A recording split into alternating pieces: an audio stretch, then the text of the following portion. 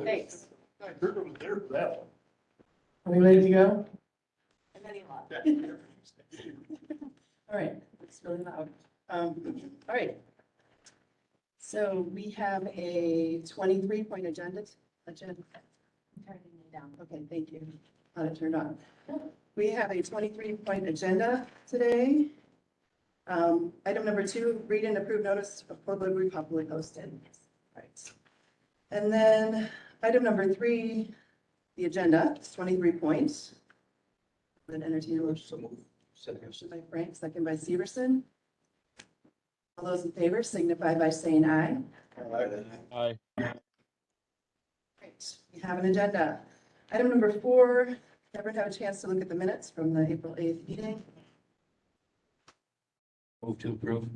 Motion by Severson, second by Frank. Any discussion on the minutes? All those in favor signify by saying aye. Aye. Opposed? All right, the minutes are approved. All right, item number 5, elect committee vice chair and secretary positions. So let's go with the vice chair position first. Do I have any nominations for a vice chair? Feel free to nominate yourself. Carrie Severson would like to nominate Melvin Frank. I will second that nomination. Are there any other nominations? Do you accept the nomination? Yes, I do. Are there any other nominations? Are there any other nominations? All right, all those in favor signify by saying aye. Aye. Opposed? All right, we have our vice chair. Secretary. Anyone like to make a nomination? Now, just to clarify that this position, it will not be taking minutes. Our amazing office manager at the Sheriff's Department does that for us. This would just be that if the chair or vice chair cannot be present at a meeting, the secretary would then run the meeting. Madam Chair, I nominate, Madam Chair, It's towards you. you can hear me. I nominate Carrie Severson. Online can't. People online can't. I nominate Carrie Severson. Yeah, you're- I would second that. accept that, or- Any other nominations? Any other nominations? Any other nominations? All those in favor signify by saying aye. Aye. Aye. Opposed? Great, we are taking care of that.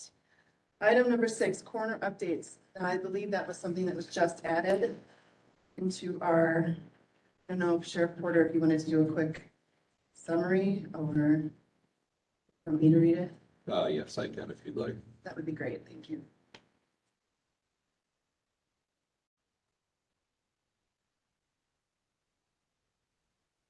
So Jim gave me an update for March and April, 16 deaths in March, 2 by accident, 2 suicide, 2 cancer, 6 cardiac related, 1 COVID, 3 were listed as other. 15 of the 16 were cremations. Youngest decedent was 45, oldest was 97. 12 deaths in April, 9 cardiac related, 2 brain injury, 1 cancer. 9 of the 12 were cremations. Youngest was 42 and oldest was 96. And 1 case thus far in May. Jim asked if we keep Chief Deputy Coroner Ruth Bristol in your thoughts. She recently lost her husband in April. Still searching for 2 to 3 more staff members to join the coroner's office. There's a general shortage in the field, and he said that there's an article that details that on News 8000. Thank you. Great. That brings us to Clerk of Court. Now, one thing that I would ask today, and I realize that you did this in the report that you emailed to us,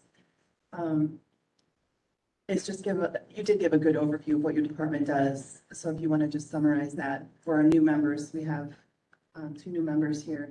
So, and I would ask that of all the department heads, if you want to just do a quick overview for their benefit, and to refresh our memories too. Sure. Thank you. Of course, this is the courts committee, the same as it is the sheriff's. And so I do provide a lot of detail to you guys because you are the oversight committee that I report to. And I provided more detail in this report as to kind of the overall what we do so that our new members can be introduced to the matters that we take care of. They are different than the other branches of government. They're different than the sheriff's duties and the district attorneys. So our operations all have to do with court, of course, and managing the court, the operations of the court and the finances of the court, and having the contact with all people who come to the court. So did everybody, first of all, did you get the email? Great. Stacy Clay has come. So Stacy Clay. yeah, did you, everybody have a chance to read that? So maybe after the meeting, if you could take a gander at that, it will inform you of what we do, what we're doing right now, what's going on right now, judicial transition, we still don't have a judge. And I'm looking at the minutes of the last meeting, and I noticed that the district attorney reported that a judge would be on by May 9th. And we all kind of, that's what we were all led to believe early on, just from things that we heard about the process. And I know that the last of the interview part of the process has not taken place. That will occur late next week. So we're not going to have a new judge we're of course past May 9th. So Jen and I work with our district court administrator, the head of the 7th District Administration Office in La Crosse. That's who assigns our reserve judges on particular days that we have. So we have 2 retired judges who are covering our court, Jenny Day and Michael Kirchner. So in addition to them, we still have, they cover the court that would have been assigned to Judge Sharp. So the Richland County cases that were Judge Sharp's. We still also work with Vernon County Judge Darcy Brood, Crawford County Judge Lynn Ryder, Grant County Judge Craig Day, Jenny Day's husband, Iowa County Judge Margaret Kaler, on the cases that prior to Judge Sharp's retirement, there had been a judicial substitution. And so those judges are formally assigned to those cases. The reserve judges that we work with are not formally assigned to the cases. They get assigned to fill calendars. So they will hear anything that's on the calendar not assigned to all those other judges. And then we also still work with our court commissioners as well. So it's this whole lot of putting all these pieces together with scheduling and then making sure that all parties in the cases know about those events so that they come to court, the agencies, the individuals, the attorneys, all of them. So it's kind of it's a scramble. It won't be forever is the good thing. And having been through a judicial transition before, the only person in the court who has, this one ain't going to be as bad as the last one because the last one took 4 months.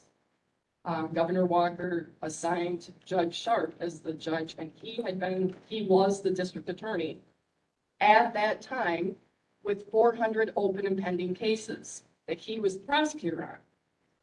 There will not be anything as bad. There will be some bad, clunky stuff to work through, but it will not be as bad as what it was. I think the process is going to wrap up hopefully within the next month. We're going to know. I'm hoping that by the next meeting, I have something to report. I believe that your next meeting might fall when I'm at the Clerk of Court conference, and I'll be attending that. I'm the president of their association, so I will be attending that meeting, but I will write to you guys and let you know what's going on, and I hope I can share that we have a new judge. So Stacy, do you want to just briefly describe how many people in your office and Yes. what your budget, especially as far as what we have to be concerned about as far as our operation You bet. tax levy? So we are a 3-person office in the Clerk of Court office, and it's the lightest in the state. I noted in here that Forest County is, I know most of the clerks quite well, the ones that have been in for some time, and I kind of know how their offices run too. They don't have enough caseload to have a full-time judge. So they share a judge with Buffalo County, I believe, or one of the other way up north counties. But they have the exact same staff as what we have.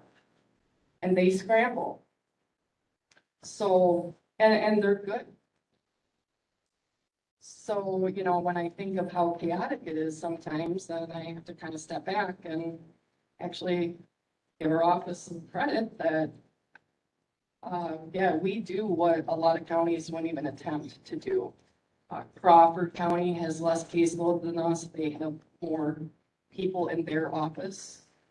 Iowa County has about the same, maybe slightly more caseload than us. They have more people in their office, but the two of us used to be like neck and neck, the same. A few years ago, we had 4 people in our office. And one of the people that I hired, just it was not the right fit. And they didn't make it past the probation. So I had an open position in my office. At that time, Jen's office, the Register of Probate office, only had 1 person. Jen was the only person. There's a lot of problems with that, particularly since she also has matters in court, and then she has no backup. So I had been her backup when she was gone. Well, that doesn't always work out because I have a light staff too, and if something happens with me, I can't be her backup. It just was a bad situation. So we talked, we went to the administrator and said, we want this position that had been in Clerk of Court's office to stay within the circuit court, but to transfer it over to the Register of Probate's office. So Jen and I, between the two of us, we still have a total of 5 people in the 2 court offices, but we've allocated the resources a little bit differently. Knowing that she needed another person and that would fill her need, and it might make our office a little bit short. But if the 2 offices can continue to work together, we think we can pull it off. So we just kind of stretch the resources differently. And so there's certain things that the Register and Probate office does for our office that helps us out. We do a quality review of every document that we put in our cases that we scan in, and we give all of our scans. We'll fill up boxes in a short amount of time. We give them all to Jen's office. So it's the deal's working. It is. That's, I mean, we do the stuff like that. I mean, we really appreciate that they can take that load for us because we were just kind of like rotating so that the person who scanned it in didn't check their own work. But then it was hard for us to even find the time to do that review. And so we asked if they could do it, and that's, you know, so things like that, we find ways to make it work. So when Clint asked all departments, what would you do if we told you that you had to cut 20%? I'd say, well, I don't know, Clint. It's not going to be cut from this office. Can't. Don't have anywhere to cut. So a few years ago, I cut my health insurance in order to appease a demand like that. But there is no place in, we can't cut staff. I'm trying to emphasize to you that if we have the same amount of staff as a county up north that shares a judge with another county, and we have a full-time plus judge and all this other stuff going on, we are as lean as we can get in the Clerk of Court's office. We already got there. The place that is a large expense for us and outside of our salaries and benefits, attorney fees, that is a killer item for both court offices. But we are mandated, we're by law, if a person doesn't qualify for the public defender because they have too many assets, too much money, but their threshold's really low on what's too much to qualify for the public defender. If they have a job of any sort, even if it's a very low paying job, they won't qualify for the state public defender appointment, which the county doesn't pay for. So then the next step in a criminal matter, since they have the right to counsel, the court appoints an attorney, and that's called dean counsel. So we have dean counsel and then guardian ad litem counsel in family cases that make up the lion's share of the attorney fees in our budget. So in the course of a year, total maybe 100 grand plus spent on attorney fees. They're paid at $100 per hour. That's Supreme Court rule. So all counties in the state are paying $100 per hour And it's not an expense we can avoid. What we can do, however, and this is something that I'll be talking with the new judge about, and I've had discussions with one of the applicants in the process already who is aware that maybe sometimes we could delve a little, the court, the bench could delve just a little bit more into somebody's finances to find out if they really truly, number one, did they really honestly call the public defender? Or are we just taking them at their word that they did? Because some people don't want a public defender. So they'll tell the court they called the public defender and they don't qualify. It's the same attorneys, whether they're appointed by the public defender or by the court. We're using the same attorneys, but some people think a public defender isn't as good a counsel.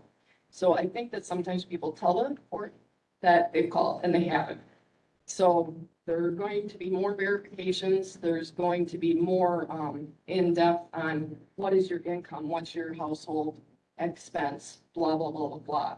And if the judge feels that, maybe they need to call the public defender again and just make sure, or they need to be held to a higher repayment schedule, we'll do those things, but we do recoup that money. It just might not be exactly during that time of that case, but eventually, through the tools in the Clerk of Court's office, we'll recoup the money.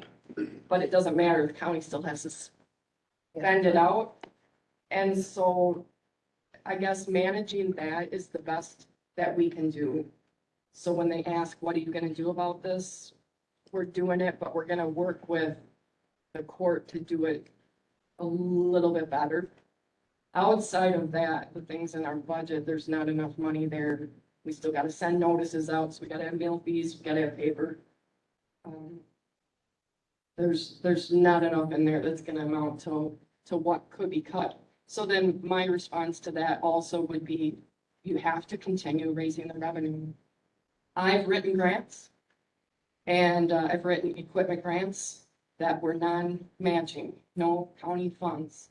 One of the grants I wrote, I don't think the county is able to, once as it can, they're not gonna be able to have the time to get everything together for that. It wasn't for my budget, it was for building needs within the courthouse.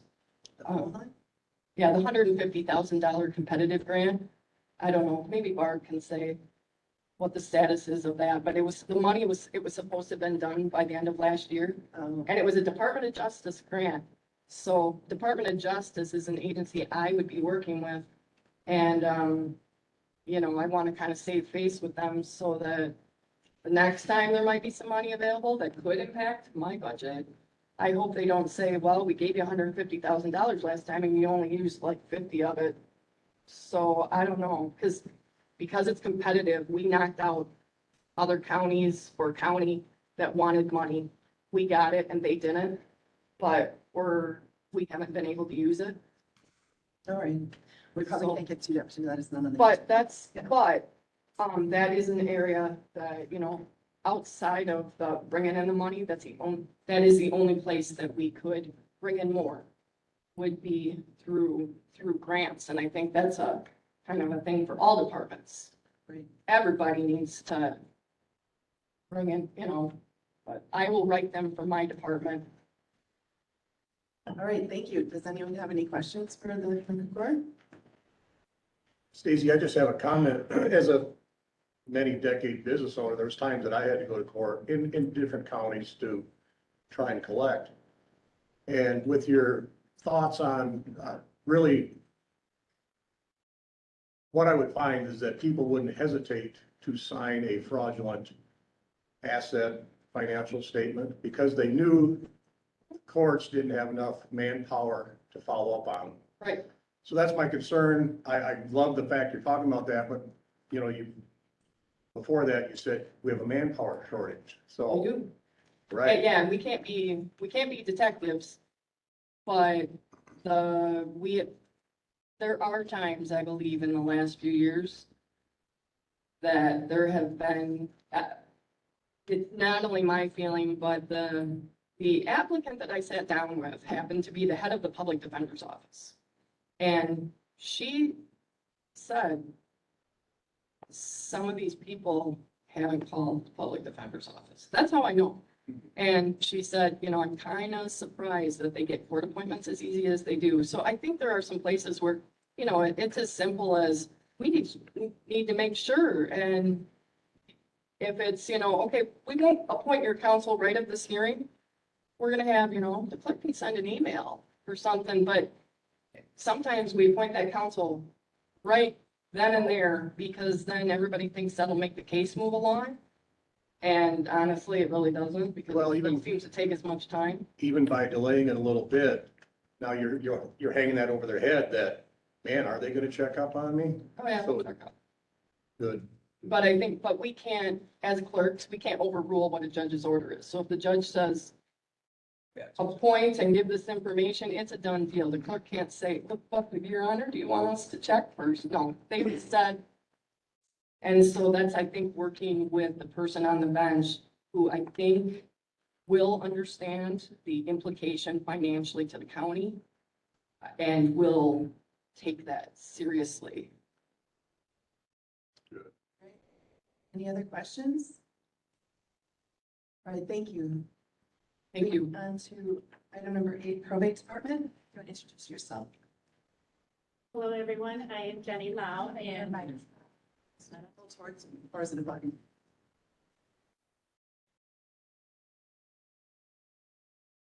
comes on for a second and then it dies. You can't find that. Swap out. For a moment, we'll swap them. It's the lights. Was mine working? I think so. Usually you can hear it. Good morning, everyone. My name is Jenny Lau, and I'm the Register of Probate. I also hold 2 other hats under that. The other title is Judicial Assistant and then Juvenile Clerk. So I actually kind of wear 3 hats and juggle them together. So I'm constantly switching from one thing to another. So as Register of Probate, just real quickly, we are an office where all of the probate documents are filed. They all go through us, whether they're formal before the judge or informal. And so then all of those documents come in. In addition to that, under judicial assistant, whatever the judge needs, whoever that is, reserve judges or who we have, even out-of-county judges, if they need something done, we try and help with that. And the third one, I think it's overlooked a little bit, but is very important because mostly the juvenile clerk deals with issues that are time sensitive. So we have everything, all of the juvenile cases, the CHIPS cases, which we'll be talking about, are children in need of protection and services, and then juvenile delinquents. So all of those hearings either have to be held within 24 to 72 hours initially. So we work closely with Richland County Health and Human Services, social workers. And then under the Register of Probate, we also work with the adult guardianships. So that too entails working with Richland County Health and Human Services. So Stacy had mentioned guardian ad litem. All of those cases, the juveniles either have a guardian ad litem, which is an attorney that acts in the best interest of the child, or they have public defender. So if they're 13 and over, they get public defender. So in addition, just like Stacy's budget, most of my budget is salary and benefits. The other part of that is attorney fees. So we're very similar. We're under the Register of Probate is under the umbrella of the circuit court. So that's why we work together. That I feel like that works out very well. I help with scheduling. I have 2 people, and myself and Veronica Olson. So we are a small office. As far as the budget, I often don't come to you with a lot of line items, most of everything. I usually can anticipate what our needs are fairly well. The one thing out of our control is how much the attorney fees are. So that does fluctuate, and that is based on court appointment by the judge and the caseload. So just like Stacy, I work with the out-of-county judges from Iowa, Vernon, Crawford, Juneau, and Grant. So we're always working with those offices as well. And on the Register and Probate Office, I just wanted to mention, we answer a lot of questions on probate for people that do not necessarily go through probate, but they come to our office with questions. Does this need to go through probate? What's required? So sometimes the caseload, I feel, does not reflect how much time we actually spend answering questions to the public, either in person or by phone. We also work with the Sheriff's Department some, the emergency detentions, which is formerly known as mental cases, come through our office. Those are confidential cases as well. Those are also time-sensitive cases that have the initial hearing has to be held within 72 hours. So sometimes I feel like our office scrambles a little bit when we get several of those coming in, the kids and the mentals all at one time, and they have to be done at short notice. So sometimes those are done with court commissioners as well. So that's kind of an overview of what our office does. As far as what I submitted to you is just kind of the bare bones on our budget. Our budget always looks good in the beginning of the year because the attorneys tend to kind of wait till the end of the year to submit a lot of their bills.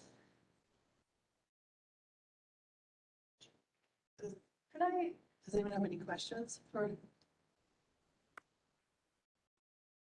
Jen, do you think that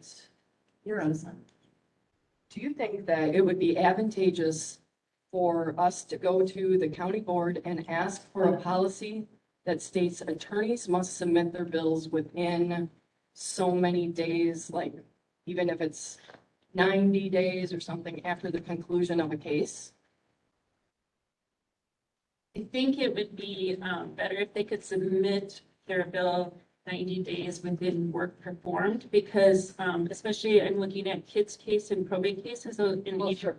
So Okay, within their involvement. So Yes. I'm just gonna stop you. If we want to try to take any kind of action, we should put this on the agenda No. for next time. Right, but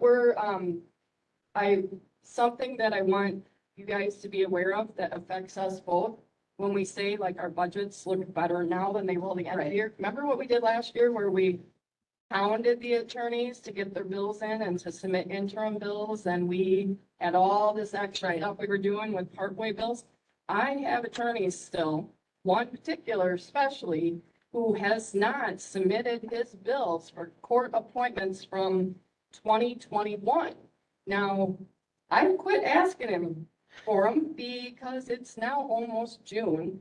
And if the county had a policy that says you're not going to get paid if you didn't submit your bills, I think he would have submitted his bills. But the impact that could have, because he thinks he can just submit them, maybe he's going to submit them in All right, 2023. great. So let's not talk about it now, but let's. But put it on is, the it's agenda. a big financial matter Agreed.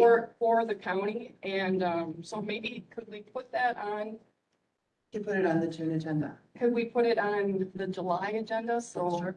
Oh, sometime, since we're not gonna be- yeah, Yes, that that's, would be awesome. just send a reminder to me. Okay. To make sure it gets on the July. And then it would probably have to go, would it have to also be like finance as I'm well? sure. Yeah, I mean, there may be some legal ramifications of what we are allowed. I mean, it's not like we cannot pay people, I don't think. Well, but they still have to submit within a reasonable time. Yeah, so let's save that discussion for July.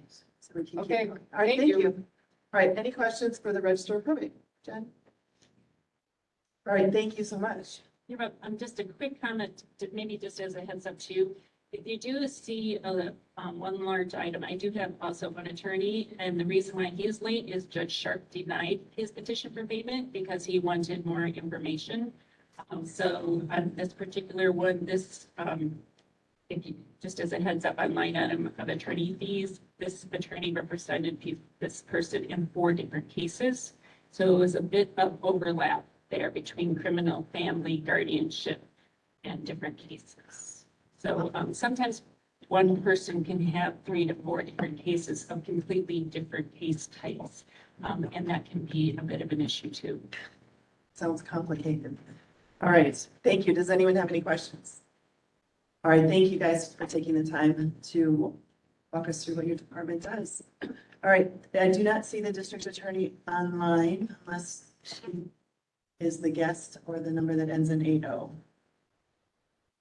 to assume not, so we will move on to item number 10. So this is the first month that emergency management has been a part of this group. So I did speak with Director Gungeon to ask him to come and really, because I don't know exactly what all interaction he's had with his committee and also just a brief overview of what his department is responsible for. So I asked him to come in and update us. So thank you. Thank you. So in your folder, you should have a document that's just listed at what is emergency management. 3 pages, and I tried to keep it just kind of an overview of what emergency management is, instead of getting into all the minutia and daily details of emergency management. Emergency management does have the statutory authority under 323, so that's what grants me the authority to do my job. And basically, emergency management is, for lack of a better word, and I put it in here, it's the best analogy I can come up with, is think of the emergency manager as a conductor of the orchestra.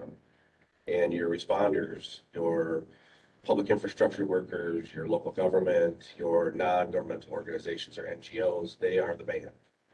And our goal or our opus is to, at the end of a disaster, come out stronger, more resilient than what we were going into it. Emergency management operates in basically 4 phases to accomplish that.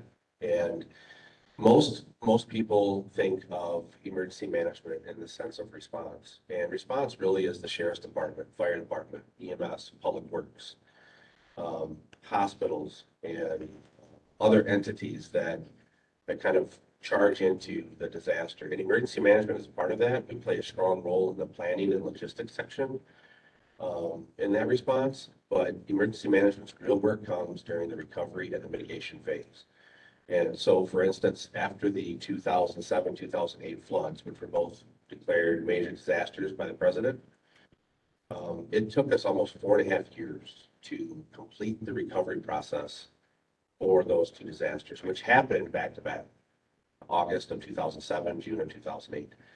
And through that process, my office was able to secure nearly $4.5 billion in recovery funds to help businesses, homeowners, local units of government recover from that. So I work with all the townships, all 16 townships, the 5 villages in the city of Richland Center during a major disaster declaration.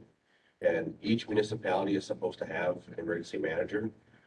And via resolution, I handle that for the 16 townships.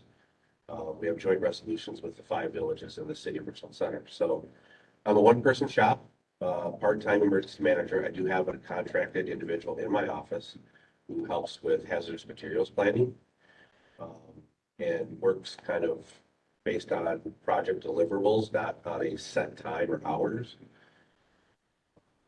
Our budget, $71,000 is what I have for an annual budget for emergency management. And 65% of that is for personnel costs alone. Contracted services for John Heinen is $9,600. And then the difference insurance that we have to pay on the command post, the truck, workers' comp, all that, that totals about $5,400. So I have roughly $10,800 to run the emergency management office. That includes phone, postage, gasoline, some communications equipment. So pretty sparse budget. I rely a lot on grants and creative procurement during a disaster. I've not bending any rules or breaking any laws, but we do the most we can with what we have. So our county is beautiful as it is, and I love it here. I'm born and raised here. For all those beautiful hills and those deep valleys comes a lot of flooding. And since 2000, we've had 8 disasters that were declared major disaster declarations by the President of the United States. So pretty significant events, and there's multiple minor ones. 2018 was probably the worst we've had since 2008. And most people think of the later fall flood that we had, which there was a flood of record in Viola. But before that flood, there were 4 others that nearly met state threshold for a major disaster declaration. So the 2018 could have actually had 4 disaster declarations in just a 4.5 month span. So I spend a lot of my time in emergency management developing plans. Right now, we're doing a complete overall emergency response plan. And when I go to the county board chair, or I go to Administrator Langberg and request a disaster declaration. And if it's granted, then the emergency operations plan kind of is our playbook, or the sheet music, if you will, to the orchestra. And then my job really becomes being the chief advisor to the county administrator. Prior to that, the county board chair, in the matters of both response and recovery. One of the things I think that kind of gets confused with my position and others is I don't have any statutory authority when it comes to tactics, operational tactics. So if the sheriff's department's out on a situation, and I'll refer back to the Bayless incident. That was a few years ago. Sheriff Bergman was here. The sheriff is in control of that. The sheriff is the incident commander of that. My role in that was just plain logistical support and some planning functions, along with working with Supervisor Frank in the public information department of that. So many times I'll hear people say, you know, you're in charge of that, and emergency management isn't charge. We try to bring all the players together and get us all on the same sheet of music so that our response is coordinated and our recovery is successful. So there are instances where emergency management does take the lead role, and primarily that's when we see natural disasters. So in a flood, you know, the sheriff's department has certain functions that they're going to be doing to protect life and property. The highway department is going to be doing what they can to route traffic to save life and property. But they're so deep into tactics that you do need one person that kind of is overall in charge. And so that's where emergency management kind of takes that lead role. Another one would be hazardous materials. And we have 14 facilities in Richland County that have what's considered by the EPA extremely hazardous substances. If they were to be released into the public, they could cause significant loss of life and damage to property. So we develop an offsite plan for each one of those facilities, working directly with the facility managers. They know their business the best. They know what they have in-house. They know what resources they have. And so we work with them to develop those individual plans. That then becomes kind of the framework or the building blocks for what we call our strategic hazardous materials plan, which is an overview of all the facilities and all of the commodities that go through Richland County that are extremely hazardous. We did a commodity flow study in 2012, and there was over 450 extremely hazardous chemicals that go through Richland County on a monthly basis via primarily road. We don't have much rail here in Richland County except Wisconsin Southern along the river in Oak Rock. And some planes come into the airports, but most of it is by road. Besides those, we also have the county's mitigation plan, and we're in the process of updating that. So that'll be a topic for this committee before it goes to county board for approval. In the hazard mitigation document, it's about 400 pages long, but it outlines the history of the different disasters that we have. So we've done a threat analysis, basically, if you will, what hazards we have in Richland County versus maybe others. Flooding is our primary hazard. We're also subject to lightning storms, tornadoes, obviously biological emergencies such as the current pandemic and previous ones back H1N1 in 2009, 8, 9, 10. Also drought, other severe weather. So we have kind of a working history of those, adding what we've experienced to what we've had in the past. And then it's reaching out to municipalities and to county officials on what strategies do we have in place that we can become more resilient and mitigate the loss. So some of the more recent mitigation opportunities that we've had is doing some road work with the Township of Henrietta in Jig Creek Road. It was a road that was constantly getting washed out. They had 2 4-foot tubes in there. It couldn't handle the flow. We worked with them to secure some grant money, and we were able to get it re-engineered And now it can handle the flow and we're not repairing that road again. Another, probably one of the highlights of my career was being able to get WRCO out of the floodplain and get them up on higher ground. You know, we're kind of unique in the sense that our community is really connected to our radio station, where that's not necessarily the case in other communities. And that speaks volumes to what Ron Fruit and Beth, his wife, and others there take their, you know, their commitment to the community so, you know, very seriously. So being able to secure the grant monies to get them out of there, they did have to pay some of that on their own as well. But getting them out of the floodplain was another. And then we've done several mitigation projects throughout the county, some in Viola. I don't know if anybody's been up in the Viola area, but they've got a lot of good stuff going on. They've relocated, some of their housing is going to be up in a dry spot. So they got apartments going in, some electrical infrastructure work that's going on. And maybe Viola will have a chance to finally thrive instead of, you know, constantly be underwater, no pun intended. So I guess in a nutshell, that's kind of what my job is. One of the hats, I guess, I have 3 hats: hazardous materials response, emergency management, and then everybody's favorite topic, the ambulance service.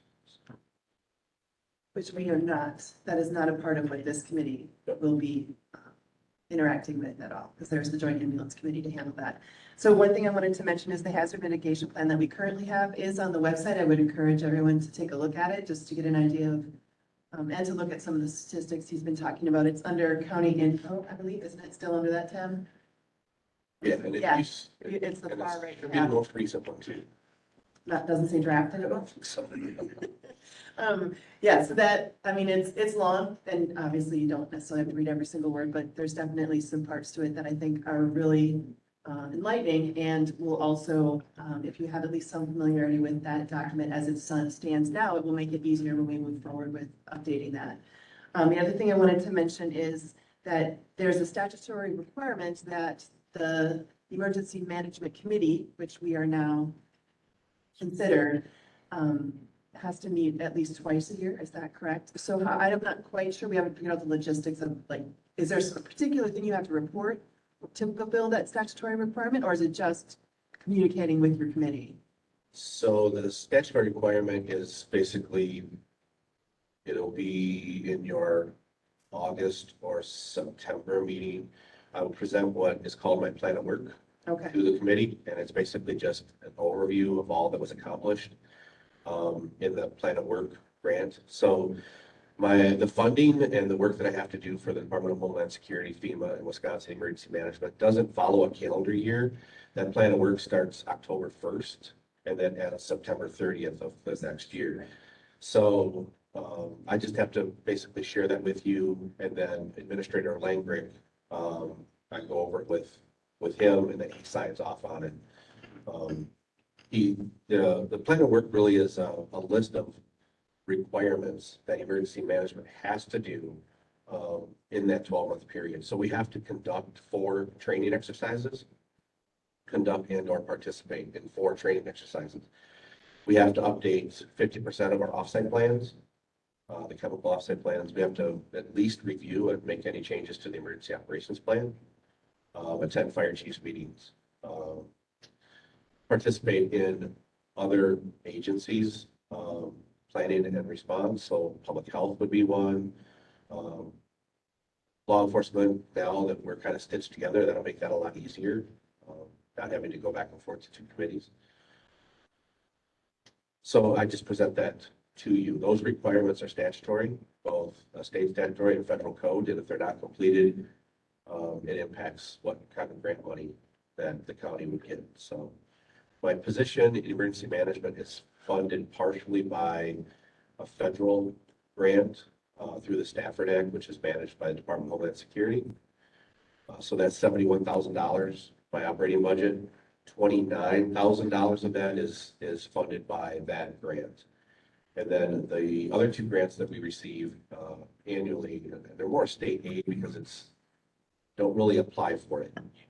To meet the plan of work requirements, yes, here's the funding to help you offset your cost. One is specifically for the hazardous materials response.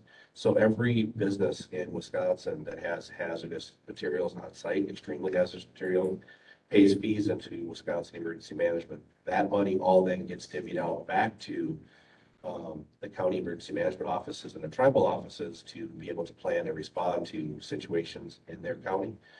And then a portion of that goes for equipment and computer equipment and hazmat response equipment. So those two grants combined equal about $17,000. And my overall budget for both hazardous materials and emergency management is under $98,000. So the last thing that I wanted, so you and I over the last 5 years have had numerous conversations about trying to be more proactive than reactive to emergency situations. And also trying to better work within and across departments to communicate, like, for example, the highway department, and can we change this? If this is a road that floods all the time, can we change? And so I think part of what we will do as a committee is we can work on policy that will help us with those kinds of items, as far as instructing you and other department heads to work together to figure out a way to be more proactive and to find a way to communicate so that we are being proactive and not reactive. Yeah, I mean, that will be something that will await it. You know, I don't want to say the smallest, but the major disaster declaration received by the president with the least amount of damage still totaled $232,000 in road damage to our county roads, not our township roads, just our county roads. Every dollar spent on mitigation, you get $6 return. That's the statistics. Right. So, and we've seen that in road projects. You know, one right now, and this is a little bit more difficult, but if we can get, county board and the highway commissioners backing on the state highway 80 outside of Rockbridge, it washes out all the time. Working with the DOT, petitioning them, maybe working on some kind of a partnership between local government, state government. We could redesign a portion of that road where it's not constantly dumping, 3 or 4 truckloads of gravel into somebody's yard all the time. And it'd save us a lot of time and labor. So that, I mean, as chair of this committee, that has been kind of my priority for having your department enter into our committee structure, is to be able to move forward with some more policy-driven things. So we'll see how that goes. I'm excited. Does anyone have any questions for emergency management? All right, thank you very much for that. All right, now we get down to, I do have a question. So has anyone said anything to you about us not having to approve bills anymore? Because in my other committees, we are not approving bills. I think we'll continue to do it until we get 89.7, the ordinance, figured out. Yeah. I mean, I've overheard discussions that there was talk of like going to every couple of months or every few months. Well, so that's reviewing the budget. Okay. And we do that. I mean, you send them to us every month, and so we look at the percentages spent every month anyway. And I think we'll just continue doing that because we've already been doing that.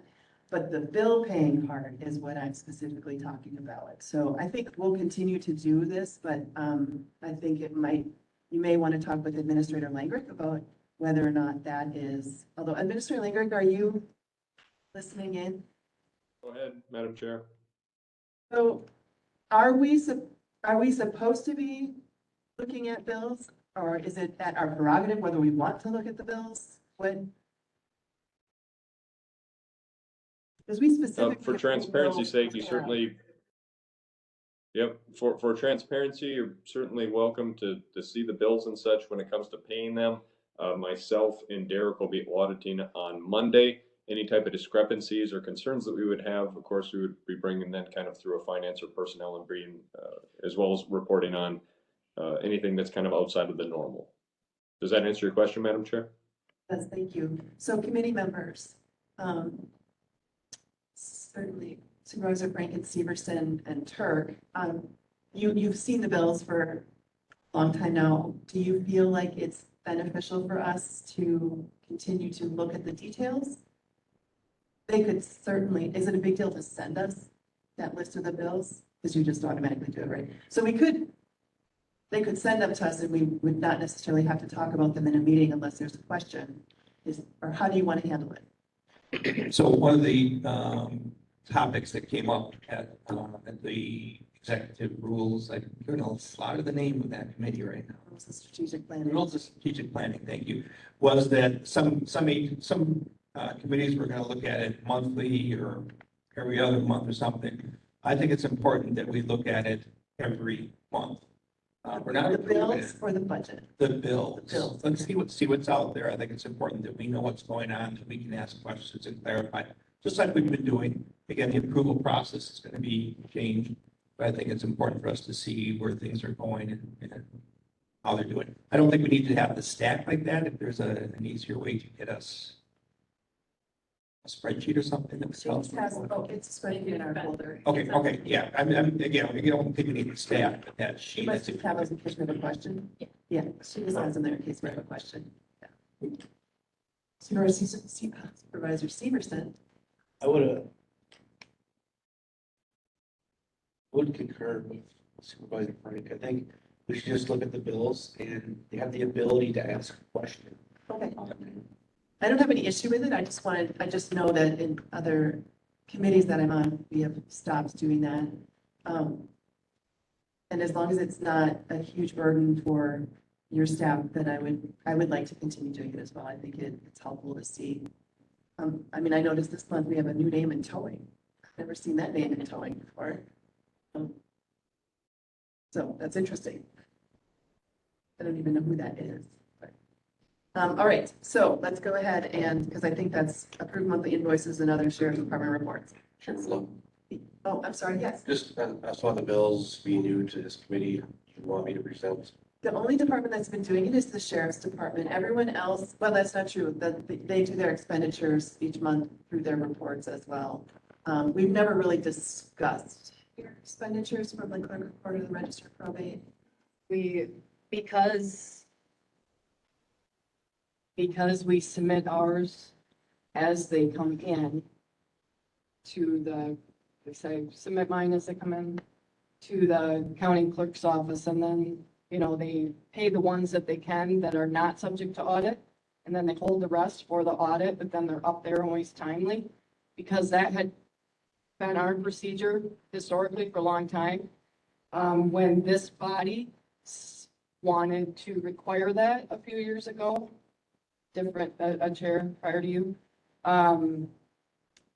rather than change that overall procedure because it would affect the county clerk's office as well, we decided to get the list of the disbursements, the bills from, because these are services that have already been provided and they have to be paid. So we get that list from them and present it to you for that full disclosure. So we just provide a full listing disclosure, which I think is kind of what you're maybe hoping that you could go through for those guys. So, yeah, I've always felt bad that the sheriff's department has to get theirs approved and we just get ours paid. Previous committees, I would present, they would see the activity log. If there was any large expense, which is very rare, I don't have that kind of money in my budget, once you go in and you got the phone bill and you've got fuel for the truck or whatever, there's not very many, so I can do whatever you'd like. So we definitely want to see, quarterly, we would like to see your budget report that will tell us what percentage of each category you're within your budgeted itemized areas. The activity log. The activity, we definitely want to know that. I think if there's any expenditures that are unexpected or not budgeted for, we absolutely 100% want to know about that. Sure. And for the sheriff's department, one of the ways that we've been tracking if an item gets over, if the budget line gets overspent is through the bill.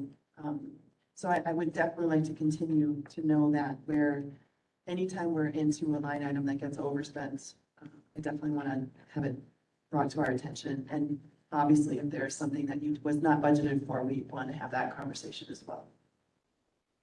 Yeah, whatever is easiest for you. You'd be, the previous committee, they just looked at it, they didn't approve them, and you'd be just looking at like a phone bill and a fuel bill. There's Right. not a lot there. So, but I'll just make a note, anytime I'm gonna purchase a piece of equipment or if equipment's been purchased, I'll just put it on a spreadsheet and get it to you, so that at that meeting, you'll know right then and there, regardless of, besides the quarterly. piece. Okay, That works. that seems reasonable to me, yeah. Just add that. It says I'm on it. I hope the light's on. Okay, I'm on. All right, that's loud. Okay, so with that, let's take a look at those bills.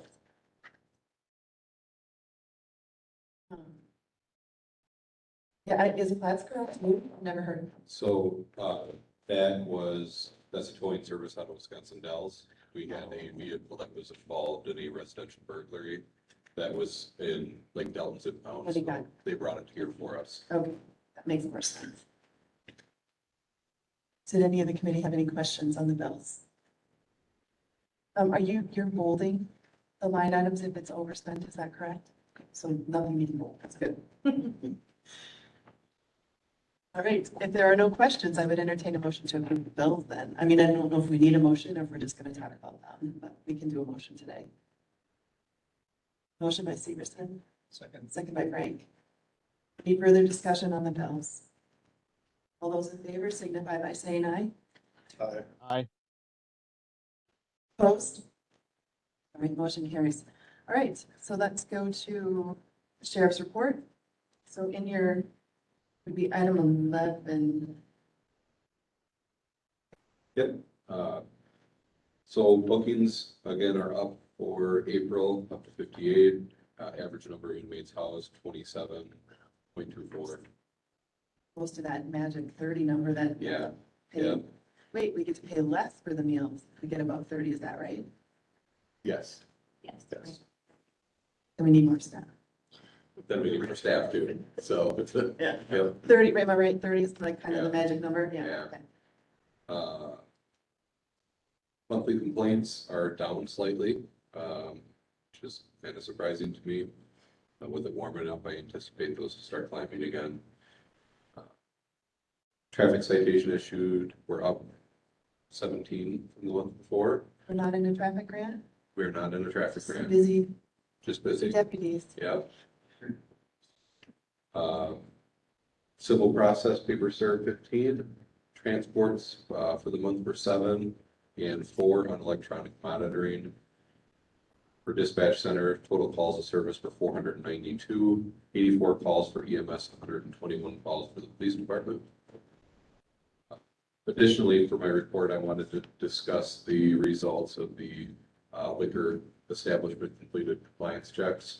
So on April 9th, we worked with Partners for Prevention to do compliance checks in the licensed liquor establishments in the county. We checked 26 of the 30 that are in the county, in county jurisdiction, not in the city of Richland Center. We had 11 failures, 15 passes. 4 of the failures were repeat failures. So whether they, and I have a list of a more detailed breakdown that I can share. But, some of the failures, they did not check ID. There was, I think, 1 or 2 failures where they did check the ID.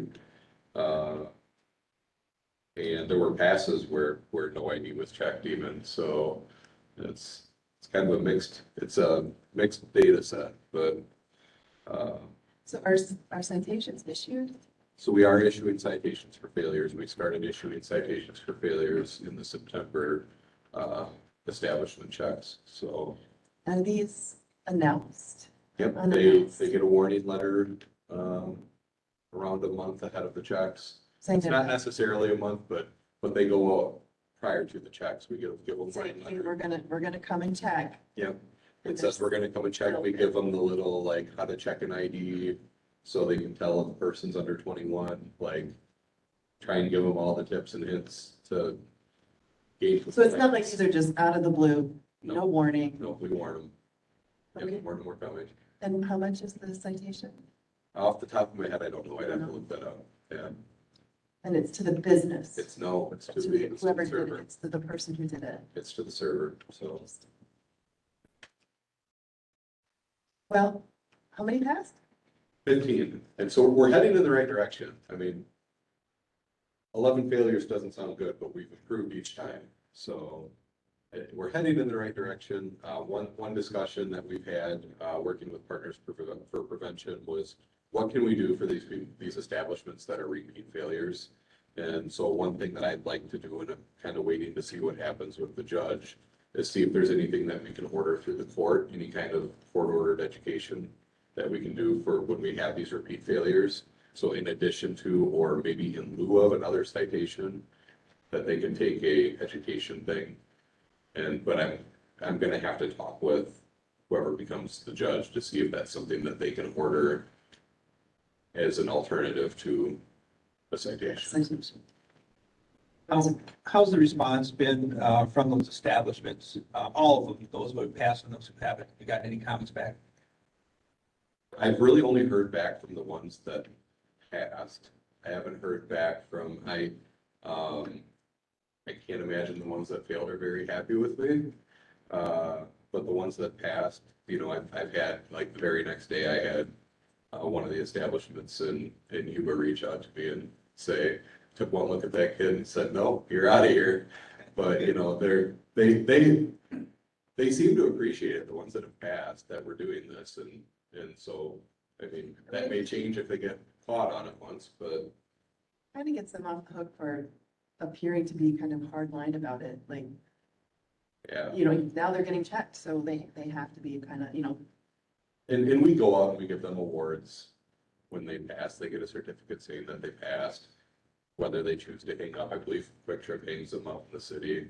But, you know, whether they choose to hang that up or not, we do try and recognize, and we, Partners for Prevention posted on their Facebook page that, you know, the picture of whoever receiving their award, that they passed the check.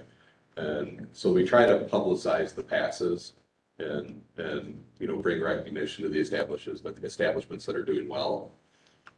So we're trying to give it more incentives to pass than not. Madam Chair. Yes, go ahead.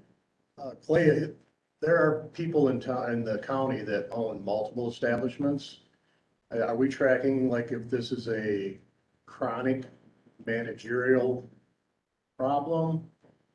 Or, I guess we're not specifically tracking for that, but we are tracking, like, they are tracking what establishment passes or was checked or was not checked each time we do this. So there will be a way to kind of, the data will be there to say, Right. well, this group of establishments has a, you know, failure record, or this, you know, this particular owner has a trend. yeah, We'll be able to see that. there's some that have 3, 4. Yeah.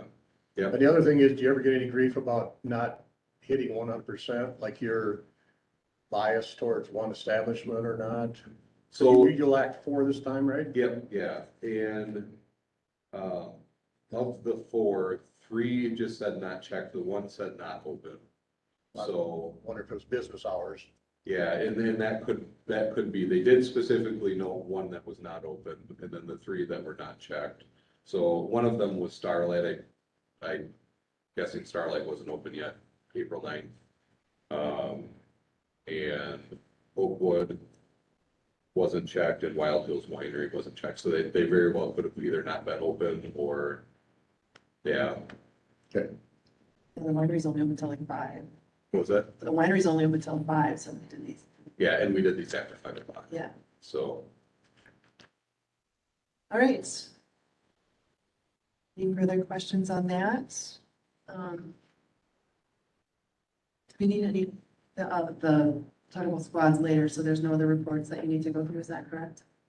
Okay, all right, so item number 12, so ordinance, a review and discussion of ordinance 89.7. So ordinance 89.7 is actually an ordinance that describes how this committee interacts with the sheriff's department and the responsibilities of both parties. It also defines sheriff department staffing levels, and many other things, and it's been modified well, it's a little unclear, but 26 times maybe since 1987. I don't know if you are all aware of this, but our ordinances are in books right now, typed in books. And anytime there's an amendment to it, all they do is put the amended text into that part. So nowhere was there a document that contained all of the amendments incorporated into the document. So what I did was took all of that, put it all together and came up with a Word document, so it actually can be modified as things happen. This is also, by the way, what's our clerk of court just we hired a company to actually codify all of our ordinances. Not the clerk of court. I'm sorry, the clerk, the county clerk. We hired a company to what's called codification, which is going through all of your ordinances and putting them into a digital format so that they can be searched. And unfortunately, that process was going to take another 6 months or so at least. So I decided that I didn't really want to wait that long to make sure that 89-7, one, we know what it says, and two, that it accurately describes what this committee is currently doing. And if we're not doing something that's in there, or if we are doing something that's not in there, that we can take care of any discrepancies. So I don't want to necessarily review. I thought maybe we would have enough time to review and really get into the details, but I think it would be better if everyone could just, between now and the next meeting, if you could read through it, mostly just to understand what's in it. And then the sheriff and I will be bringing forth changes that we think probably need to be made to make that ordinance more up to date and accurate. So I think that's all. Unless people have specific questions right now, if you did read through it, I can try to answer, or the sheriff Porter could try to answer. I did have one comment that I want to make. We're entering into a hiring process and we're actually going to be doing testing this week. And so it'll have to be contrary to ordinance. So section 2 sub D5 of it says that we have to conduct a Wisconsin competitive examination. There is no Wisconsin competitive examination. That Wisconsin Personnel Partners was dissolved a year and a half to 2 years ago. So the exam we used to use doesn't exist. Aaron has drafted a new exam that we will be using this weekend for this current testing, but there is no competitive exam from the state anymore. Question. What are your current staffing numbers? Are you 100%? How short are you? Well, and I was just thinking about this earlier. So I'll announce that today is Lieutenant Knabel's last day with the Sheriff's Department. He's retiring. So if you see him, congratulate him. Today's his last day. We're also down currently a female jailer. So we'll have Dane's spot to fill and we have a jail spot to fill. So those are the two positions, but according to 89.7, are you fully staffed? No. And what are your numbers compared to 89.7? So if we were to fill those two positions, we're still short one person. As what we're allowed, it's the open position from 2010 when Pam retired. So we have yet to fill that. Trying to keep track of those numbers of staffing levels, because that's been the most activity on this, on that ordinance, was adding and changing and renaming positions and trying to keep track of the numbers. I don't know if this keeps going out, doesn't it? Was very difficult, and I'm still not sure it's absolutely correct. So that's the other thing to keep in mind, is that there may be some minor changes to this if I was incorrect in how I interpreted the modifications that were written, so. You came up with the same math I did. Okay, good. I, honest to God, was not sure it was gonna, I was like, because they did some weird, and the problem with it not being, the whole thing not being rewritten every single time it was amended is that,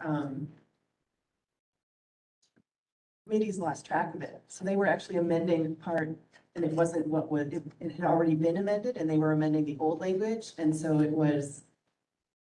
a little bit messy, but I think we got it mostly figured out. And I think it's a good document to read. I think it mostly represents what it says. I think it's like probably 98% there.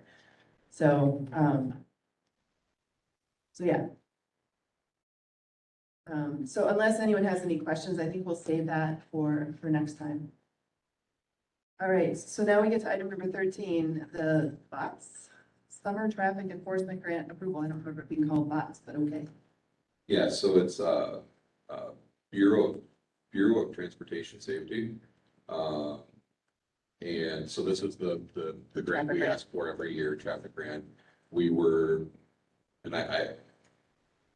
we're awarded $10,000 right now. And what I'm hearing from the boss, the manager of the grant, that there's, I believe he said $3 million that they still haven't allocated. So there's a potential for us to get additional funding. But as of right now, what we were told is we're gonna get $10,000. That's a overtime grant, so we actually have to put forth the manpower, and then they will reimburse us at the overtime rate for that. So it's an overtime grant.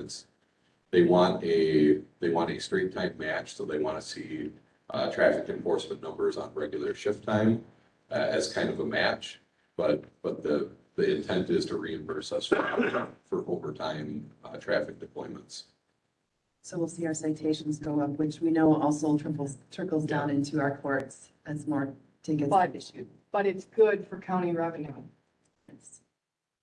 And safety. And safety. Correct. And Let's not forget safety. Well, Yep. yes, but I mean, Right. really, that's because when you ask why my department, when I have been asked before, why my department doesn't have a certain amount of money in a certain line item. And I explained that directly comes from county issued citations. So yes, the reason for it is public safety, but the financial implication is those line items. So when Jen and I talked to you about things we can't control, so these grants do have I don't say revenue just because I don't care about safety, but I want an understanding of everybody where the money comes from, what's the reason for it that we collect. One citation goes into maybe 10 or 12 different buckets. Some of the money goes back to the state, but if the citation's issued by the county, a great share of it stays here. If the city's issuing tickets to enforce public safety in town, the county gets very, very little of that. Very little, maybe nothing. So, and it depends on how citations are issued and how underage drinking tickets, if officers write them on the state ordinance. And then a judge like yesterday only says that they are the base. The agencies that wrote them, they got nothing. All the money on those ones goes to the state. So it's important, the statutes that are being used, where they're being issued and all of that. And then that has a direct impact on the court's budgets too. So everybody has to be careful that they're using the right ordinances and all of those kind of things matter. And then checking like those, making sure they're marked as mandatory appearances. Because all those young underage people yesterday, they didn't appear, their citations were not marked as mandatory. Okay. And I guess just to further explain a little bit more on the grant. So traditionally, these grants, they want us to deploy on state highways. That was like the guidance before. They're giving us a little bit more additional guidance. It sounds like they're going to want us to use the predictive analytics maps so we're targeting what is expected to be a high crash area in the county. So they're wanting us to bring in a little bit more data, and predictive analytics is a tool we can use. And you can basically set on a map and it'll show us, where the hot zones for crash data are and stuff like that. But they want us to start kind of targeting that way more. And yeah, it's, as of right now, my understanding is, the Richland Center Police Department's gonna join in with us. I believe Viola, and it sounded like Lone Rock expressed some interest in getting in on the grant with us. So it'll be hopefully be a countywide thing. Great. Are there any other questions about this grant? If not, I would entertain a motion to let them approve, apply for, and accept it. I would so move. Motion by Frank, second by Boyce. Any other discussion? All those in favor signify by saying aye. Aye. All right. Item number 14, approval to apply for a cops hiring grant. Now, didn't we have this discussion a few months ago? Where we gave you approval to apply but not accept? So that was, so we did this last year where Was we it got, only a year ago? well, we did it, it was around last June at the county board meeting where I was given permission to apply but not accept. Okay.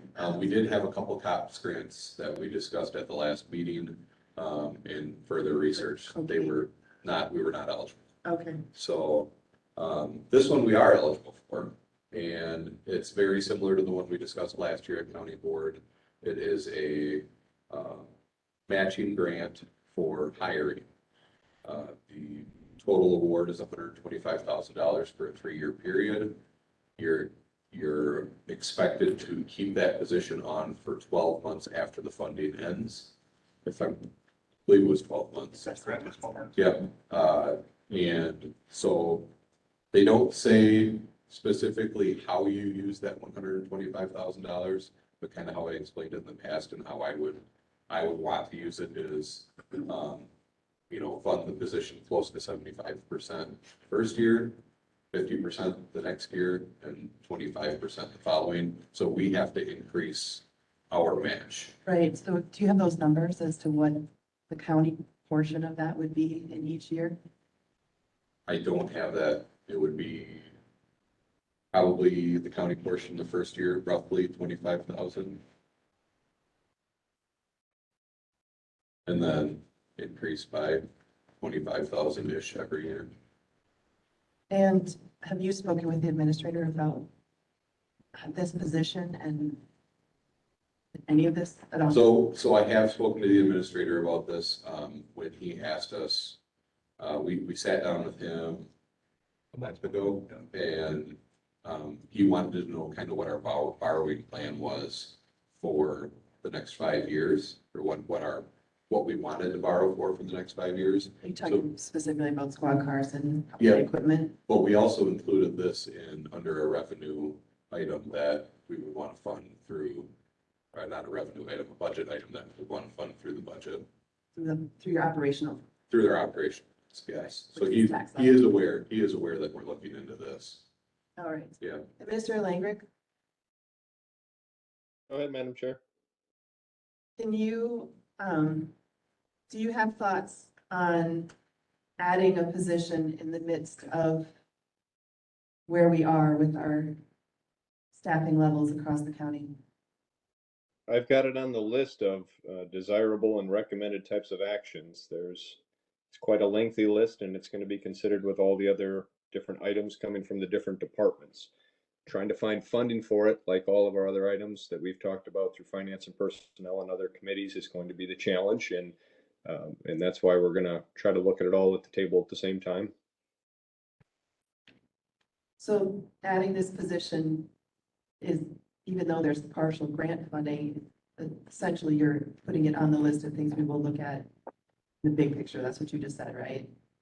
Yes, I've spent quite a bit of time with Clay and Aaron that afternoon. There is an extensive list kind of on there too. We talked about other ideas too of having jail administration. We've talked about ideas on what it would look like to meet the potential goal of having a dispatch center that's separated out from the jail to have that accounted for, as well as different softwares and increases in ammunitions and all kinds of interesting things that are going to arrive on the, again, I don't say a wish list, but a list on the things that would be recommended and appropriate to consider going forward.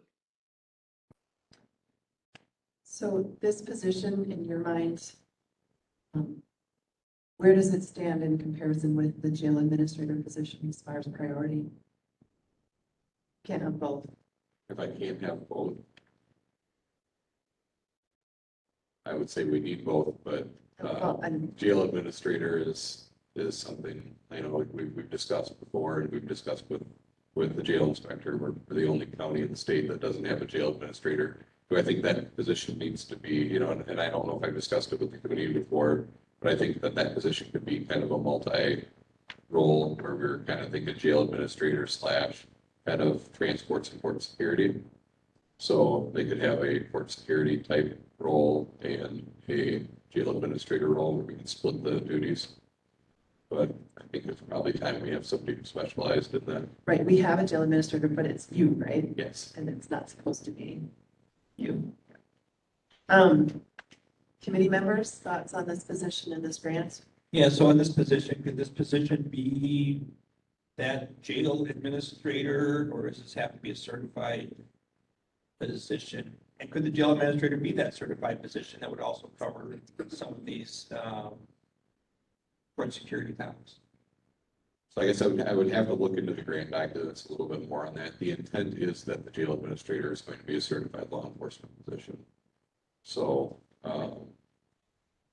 So potentially- it should meet the criteria. potentially, yeah.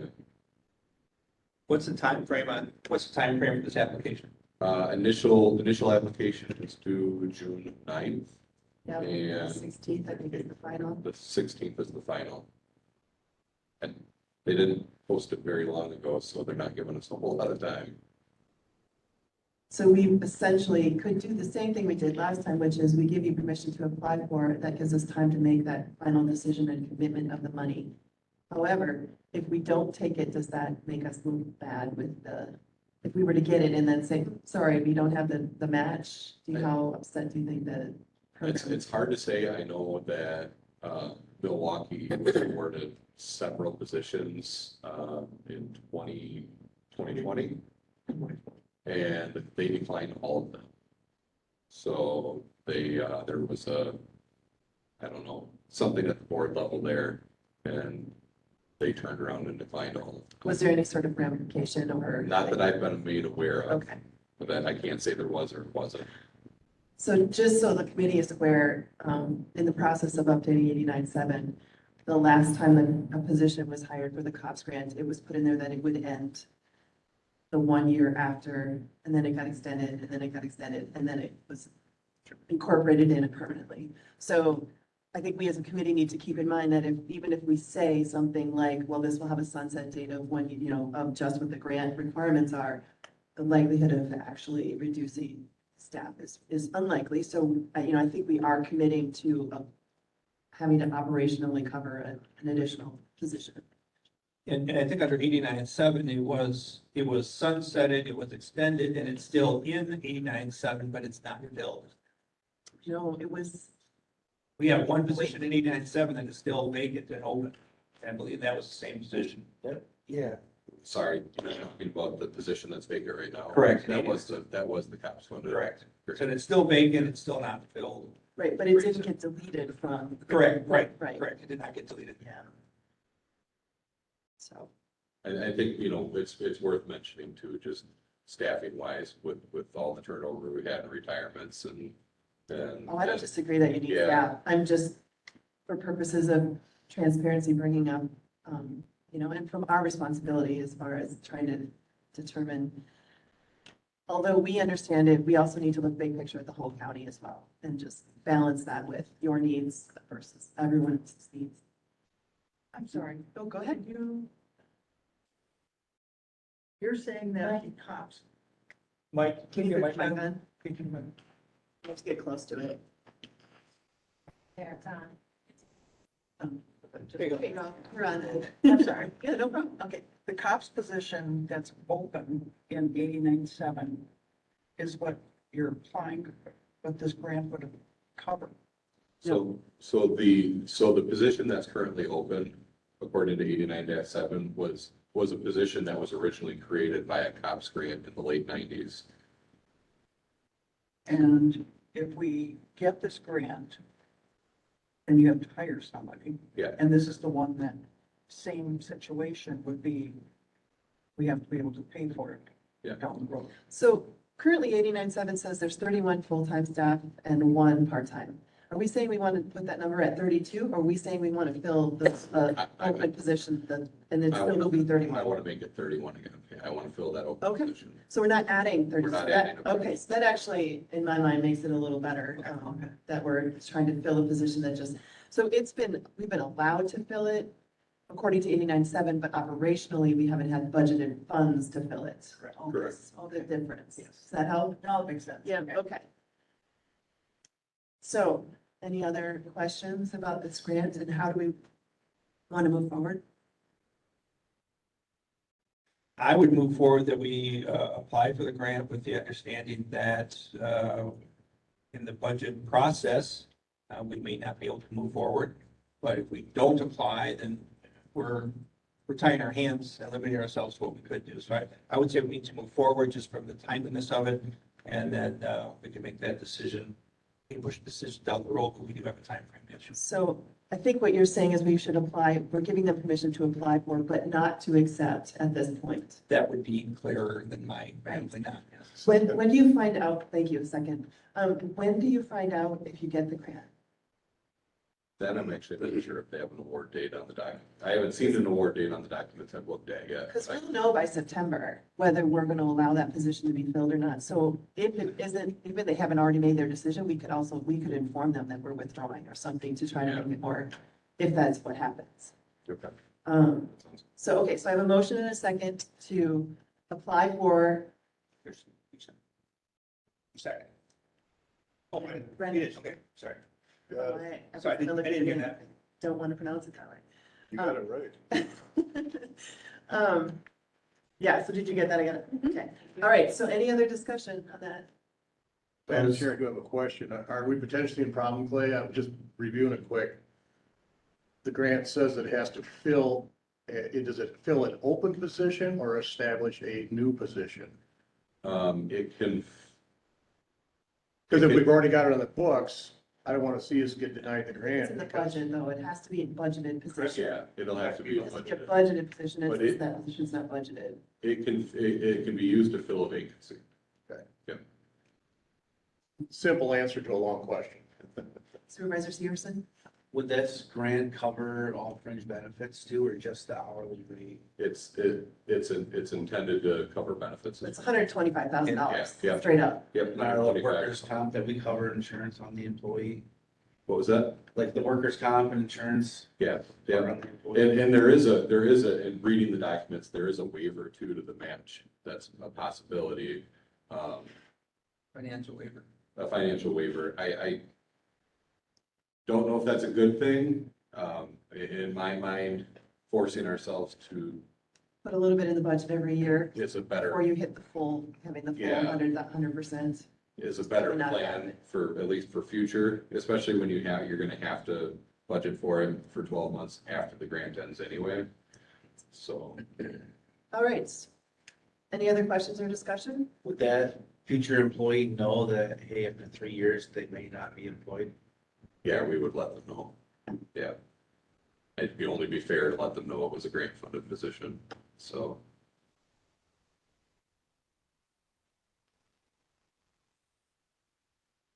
Anything else? All right. All those in favor signify by saying aye. Aye. Opposed? All right, you can go ahead and apply for it. All right, so here we are at item number 15, approval to hire a casual jailer dispatcher. So in the last couple weeks, I've had a discussion with and have received an application from Isaac Jones. Isaac is a graduate from Richland Center High School, 2020 graduate. He's currently attending Southwest Tech in the criminal justice program. He's hoping to get some experience in the field while he's continuing his education. In hiring him, I would then sponsor him, but not pay him to attend the jail academy at Southwest Tech. He said he would sign an agreement that he's not going to get paid for his time at the tech. And that if he were to fail, which I wouldn't expect he would, that he would be responsible for the cost of the academy. We're going to reimburse him or we're paying? we are sponsoring him. Oh, So just there will last be- round, okay. There will be, as long as he passes the academy, there's no payment for it. Oh, okay. Is this the jail academy or the This is the jail academy. jail academy? Yep. Yep. He'll come out of this as a certified jailer. So he will work in the jail or not till he's completed all of this? He'll probably start a little training and dispatch and stuff like that while we're waiting for the academy to start. The academy starts end of May. And then, once he's completed, we'll start training him as a jailer. We'll utilize him as a casual jailer then. You spoken to Administrator Langrick about this at all? I have not talked to Administrator Langrick about So- this yet. I just have a question. So he would be a paid employee, so he'd be covered as far as he makes a mistake or whatever. I mean, he's an Yeah. employee of. Yeah. So he needs to be on our books as an employee to be a sponsored recruit at the academy as well. Go through the jail. So, I guess another thing worth noting that we currently don't have any male casual jailers right now. We just have 2 females, so this would fill a hole in that aspect for us, And it- reduce overtime. 89.7 really just says that it's at your discretion, right, as far as hiring? Yeah, I mean, and with our approval. with your, With your approval, we don't have to do the whole posting of a position and all of that kind of stuff for a casual part-time. Just to committee members up to speed. Does anyone have any questions? Do you have a family history of law enforcement? yes, this Jan's chief of police. Who is this? Isaac Jones, Billy's son, yeah. Okay, gotcha. All right, I moved it, but we don't have. I have a motion by Severson, I have the second. second by Frank. All those in favor signify by saying aye.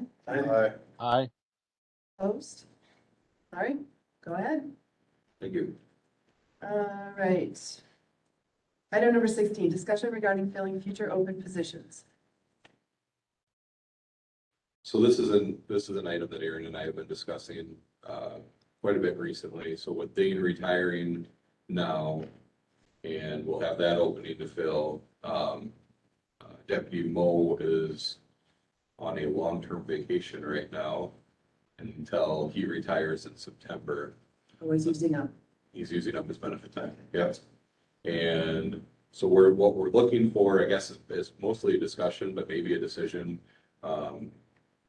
It would certainly be helpful to us if we were able to fill a position knowing a pending retirement date. So I guess we would,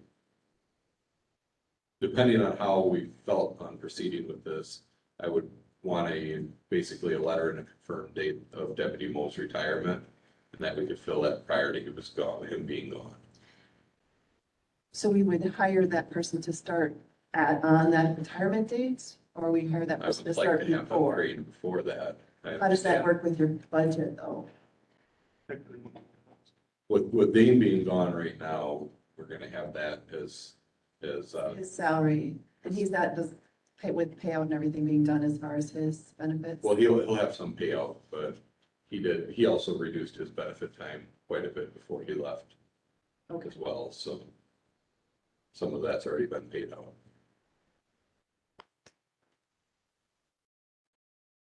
go ahead. I was just gonna say that, obviously, if we hire a new employee, it's gonna take 3 months to get that employee completely trained, able to work by himself. So if we have Deputy Mo gone, we have Lieutenant Mabel gone, and if anybody else is on sick leave or hopefully no one gets injured at work, we're gonna be working very short. So if we could have this position filled and trained before Kenny's actually officially retired, it would relieve some of that possible overtime hours that would be needed to fill the spots, cover the room. Right. Madam Chair, I was gonna bring that up recently, knowing, Jason recently started. So as a budgetary thing, I think that's what we're always talking about. We have to weigh the facts of, okay, we can hire him 3 months prior or 2 months prior to Ken's retirement. Or wait and pay and not have revenue generated by him from the date of hire on. all I'm saying, it's kind of what you're saying. What's your instincts on that? I mean, as far as if we hire 2 months ahead, train him while Ken is still here versus budgetary versus what's it gonna be by him just riding along for the first 2 months of his employment with somebody else? You follow what I'm saying? Because if we don't hire him till Ken's gone, basically his first 3 months are wasted. There's no potential income, he's just riding along. You know, there's the overtime issue, where if we train him ahead of time, you know, I'm looking at the money, because you're gonna try to have to justify it that way to the board. Yeah, and I think that one of the cost savings in it would be, if there is a cost savings, the cost savings in it would be a reduction in overtime for us. And I mean, you're gonna have the training time either way, but if we can get them out sooner and on patrol sooner, which I think is kind of what you're getting at. Exactly. We just don't have that hole in the schedule. This is gonna be the big thing. There's a potential they could be out. You know, generating revenue is, that we don't generate a whole lot of revenue with citations, but it is something. But I think we're just looking at trying to eliminate holes in our schedule and in our staffing the best we can. Especially with all the vacation for the summer months, leading up through September too. I mean, you have all summer. We have usually every weekend at least 2 people on vacation, And then leading in. which has already been approved from last November. So it's something we can go back and deny the vacation that's already been approved. Leading into the fall is a heavy vacation time period for us as well. With, we have a lot of sportsmen in our department. They'll take, you know, weeks, stretches of hunting time off. So how soon do you anticipate filling Dane's position? I'm hoping we can have, well, we'll have to schedule another meeting soon, but I'm hoping to have a hire made sometime in June to fill that position. Not necessarily to fill the lieutenant position, but to fill the hole created in the department. So my plan is to hire a road patrol deputy and train a road patrol deputy and then promote a lieutenant. So there'd be cost savings between the deputy rate and the lieutenant current rate until that position would. That was my point. So essentially the pot of money that we're talking about being able to use for this training overlap would be the month of Dane's salary where no one is in that position and it's an open position. It'll probably be more than a month even. So, because I really do want to get patrol buffered before I fill an admin spot. Another thing too is this last union contract negotiated, the union had agreed to the training wages too, which should help save the cost. I think that was what, 75% of. 75% of step A Step A. was recruit pay. So when would you be looking to have this overlap with the road deputy so you're talking about July and August? There's a September retirement. Possibly, yeah, July and August. So potentially you could bring back to us next month just exactly how much money, we've got kind of that we're gonna save from Lieutenant Cable retiring, and just to make sure, I don't want to approve, I agree that I think it makes more sense to do it this way, but I would like to know for sure what kind of impact it will have on your operational budget before I go all in on it. Yep. I don't know if anyone else. So one of my concerns is, I understand that Deputy Moe is planning to retire in September. We don't have a set date. A retirement is only good until the day after they retire. The letter's great, but if that day they say, I changed my mind, it's game over. It's true. I don't disagree with that. That's on my mind as well. Right, and so that's one of my concerns. The caveat to that in this case is Lieutenant Knable is gone today. So that is the open spot that may be the buffer between those to hold that position open. You're not adding more staff, you're just basically replacing that one and then sort through a set. Again, my concern is that, that letter's great, but doesn't mean anything until the day after. So we have to make sure we. Right, so I think I'd like to have you come back next month, because I think there's still plenty of time for us to get it through finance and through whatever we have to do, county board. And I'm Yes. assuming we'll have to have approval from all the way up, to overlap this. So, yeah, can you bring back more financial information and potentially if you have a chance to speak with whoever else is, what was his name, Mo? Yeah. Retiring, just to reiterate, you know, on how solid is your retirement date. Yes. I think it's pretty solid. Well, my point, Madam Chair, is maybe if we could ask Mr. Wendell our options on making that resignation letter basically a legal contract that upon that date, he's terminated. I would agree with you that what that potential is. We'll look into it, come back with more numbers and information. All right. That could get you in a sticky situation though. By doing that, like, Well, that's what gonna we deter talked to people then to give a heads up that they're gonna do, like, hey, what if, you know, all of a sudden they don't wanna do that and now they are, so they're gonna wait to the very last minute and then there are 2 weeks, I think is what we have to give, isn't it? County policy? You have to give 2 weeks in order to get your benefits. I think what would be the unfortunate side effect of if he were to decide not to retire would be, we would have a probationary employee that we would let go of.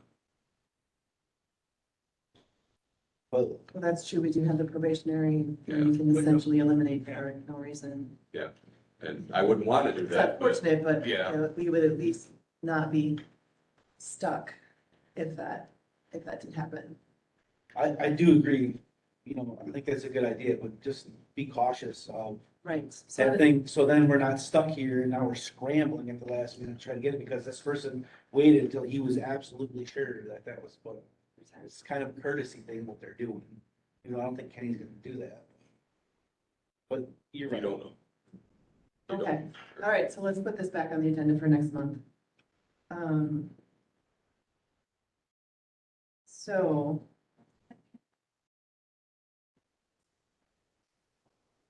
Sure. Yeah. So that would bring us down to 21, yeah. Item number 21, discussion and possible approval on new meeting day and, that's, minus this. Oh, I'm sorry, 19, radio tower project updates? No. Am I looking at our? I gotta say, your numbers are coming up fine. Yeah. I'm a newbie here now, you're screwing me up. Yeah, all right.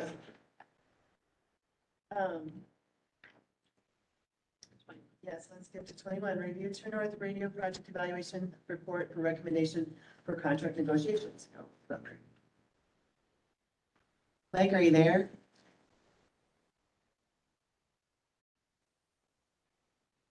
Yes, good morning. Morning.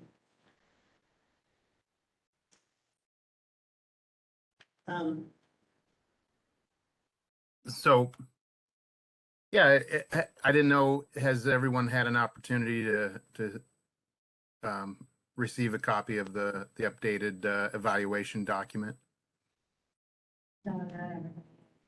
No, I believe I might be the only one that's seen it. Okay. I'll run through it. Just kind of a little background of we've certainly had a lengthy discussion at your last meeting, and so we kind of focused on some of those topics and re-reviewed the proposals and focused on how those decisions would impact or how they're vetted out in the proposals. And so certainly took the evaluation report and kind of put it into a final draft version and added a section 9, the recommendations section. I can share it if that's helpful, or I'll just kind of go over the key points of that section if you want. That sounds good. Share it. Yeah. Yep, she's working on it right now. I was gonna share it. Because I like to see that on our iPads. It's on. I can see it there. It is. It's on your Just iPad. gotta refresh it. I can try the iPad.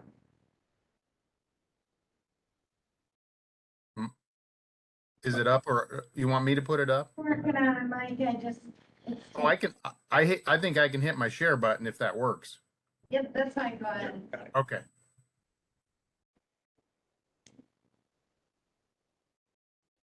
Should be seeing that come through now. It's working. Okay. So section 9, kind of a recommendation section here. Again, kind of made some just, you know, some recommendations for some of these areas. I think this first paragraph here, and again, I think some of the key things that we were discussing, but some of the key items even in the proposals. Summary here, paragraph 1 is kind of coverage. We certainly left the last meeting with the understanding that there were some challenges in the Casanova area and the Viola area. Went back and looked at that and looked at some of the sites, and even did a little more investigation of the towers available in those areas. I think probably focused more on the Viola area, because I think the Casanova area has some coverage now, and I think we can improve that one a little easier. But I think overall, I think that, you know, those areas are going to have to be really vetted out a little bit more in a detailed design by the vendors. Both the vendors really chose the same locations to kind of cover the Viola area. So, and there's a very limited number of sites up there in that area, and linking them together is a challenge. But kind of the takeaway as far as coverage goes is that I think, you know, again, kind of this 9-site design that we were anticipating with a budget will likely give us the ability to get the coverage up in that area, with some rediscussion with a potential vendor, but likely anticipating the need for a greenfield site in that area. So in my mind, it adds probably an additional consideration for greenfield site in the design, because there are just some very challenging hills up there, and the tower sites that are available up there are very challenging. There's always the potential of reaching that with a you know, something other than a microwave link, but again, I think going into it, likely the recommendation here is to kind of anticipate some type of greenfield site up there. But overall, I think, you know, the county's probably looking with that design favorably at reaching the public safety threshold, or, you know, maybe just below it, with the coverage expectations that we would hope to get. So that's the coverage piece, and really the second paragraph here kind of talks a little bit more about the greenfield site, and again, you know, still thinking, you know, and did a really a comprehensive review of the whole county, and comparison of the proposals provided. But I think the 9-site design is probably the best way to go into the project. You know, once we get into some of the details, that we may get lucky and be able to drop a site out, but that may come at the expense of being able to add a greenfield site somewhere. So those two things might balance themselves out, but certainly recommendation here is that 9 sites and the potential for the 2 greenfield sites. So that's kind of the second area. And then we had I think the discussions previously about the number of channels expanding. You know, the existing system today essentially has the sheriff's channel, the law channel, and the fire and EMS channel. So we had some considerations of going to 4 and even potentially above that. But I think my recommendation here is that the county kind of settle on the just the 4. I don't know if the the growth there could be some changes in P25 operations somewhere along the line that would help you expand that. So I don't know if, to me, building 5 into the design today is probably quite a bit of an expansion beyond what your needs are. So that that recommendation is just a dedicated channel for law, one dedicated for fire, and then one dedicated for EMS. Of course, you'll have the paging channel in the designs as well, and then or using it as a dispatch channel, and then using the 4th new channel for kind of a shared channel. A tactical channel is what they're usually referred to as by a lot of the systems today, but that tactical channel could be shared if law enforcement needed it for something, if fire needed it because they're having too many grass fires or something. But yeah, it can kind of roam around and be used on a case-by-case basis. So, and then finally on the recommendations, I think the big question of subscribers. We've looked into that a little bit more in depth, realizing that the county does have some subscriber units that are capable of operating P25, but just a whole variance of models and manufacturers' equipment. It's hard to get a number around exactly what's ready to go or what's not aged out. But also, I think thinking about the process of purchasing subscriber equipment with a contract really kind of locks you into getting all the equipment through one vendor. You've got multiple vendors now. It really would probably set you up for more of a challenge. So I think our recommendation here is to kind of pull the subscriber piece out of the radio vendor or the system contract, we'll call it. Pull the subscriber piece out of it, handle it separately.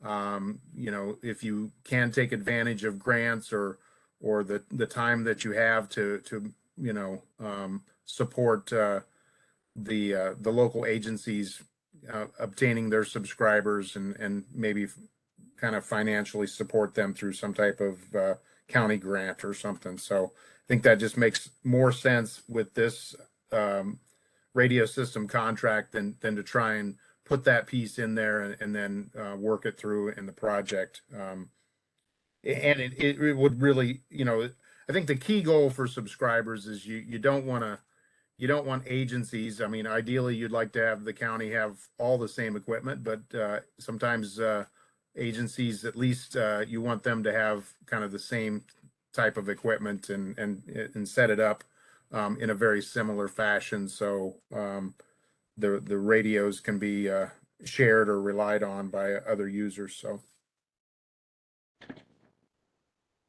So taking this one's probably hard to see here too, but taking into consideration some of those changes, I did provide an updated table where I removed the subscriber piece and kind of updated that previous table where it included a lot of that, just to give you kind of an understanding again, or the evaluation process and understanding of what it would cost to basically support the radio system over the 10-year period. This table, remember, includes kind of the 10-year maintenance pieces that the vendors provide. So really, it's interesting that in our review of this, it's almost the the evaluation tables almost line up with the budget tables, but they shouldn't, but they do for some reason. So, but yeah, this gives you the kind of the understanding or comparison of each of the 5 proposals and operation of those proposals, implementation and operation over the 10-year cycle of the system.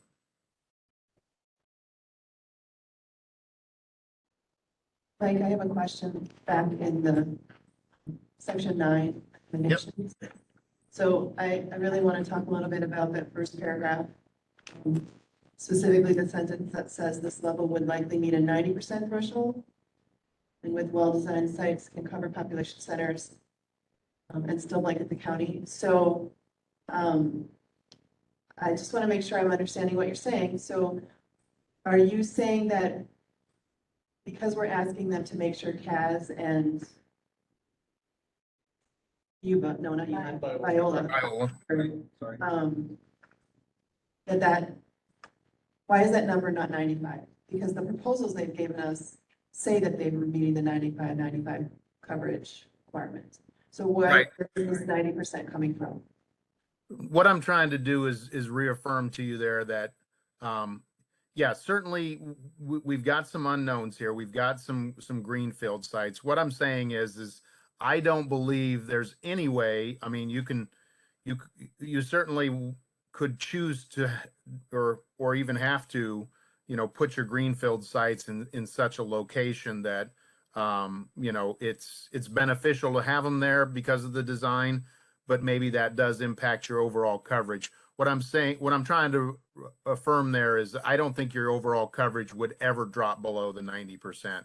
In other words, with the number of 9 towers, there may be a situation where it drops below the 95%, but I don't see that. But I just want to say that, you're definitely still going to have a very robust radio system, and those percentages can be, really minute,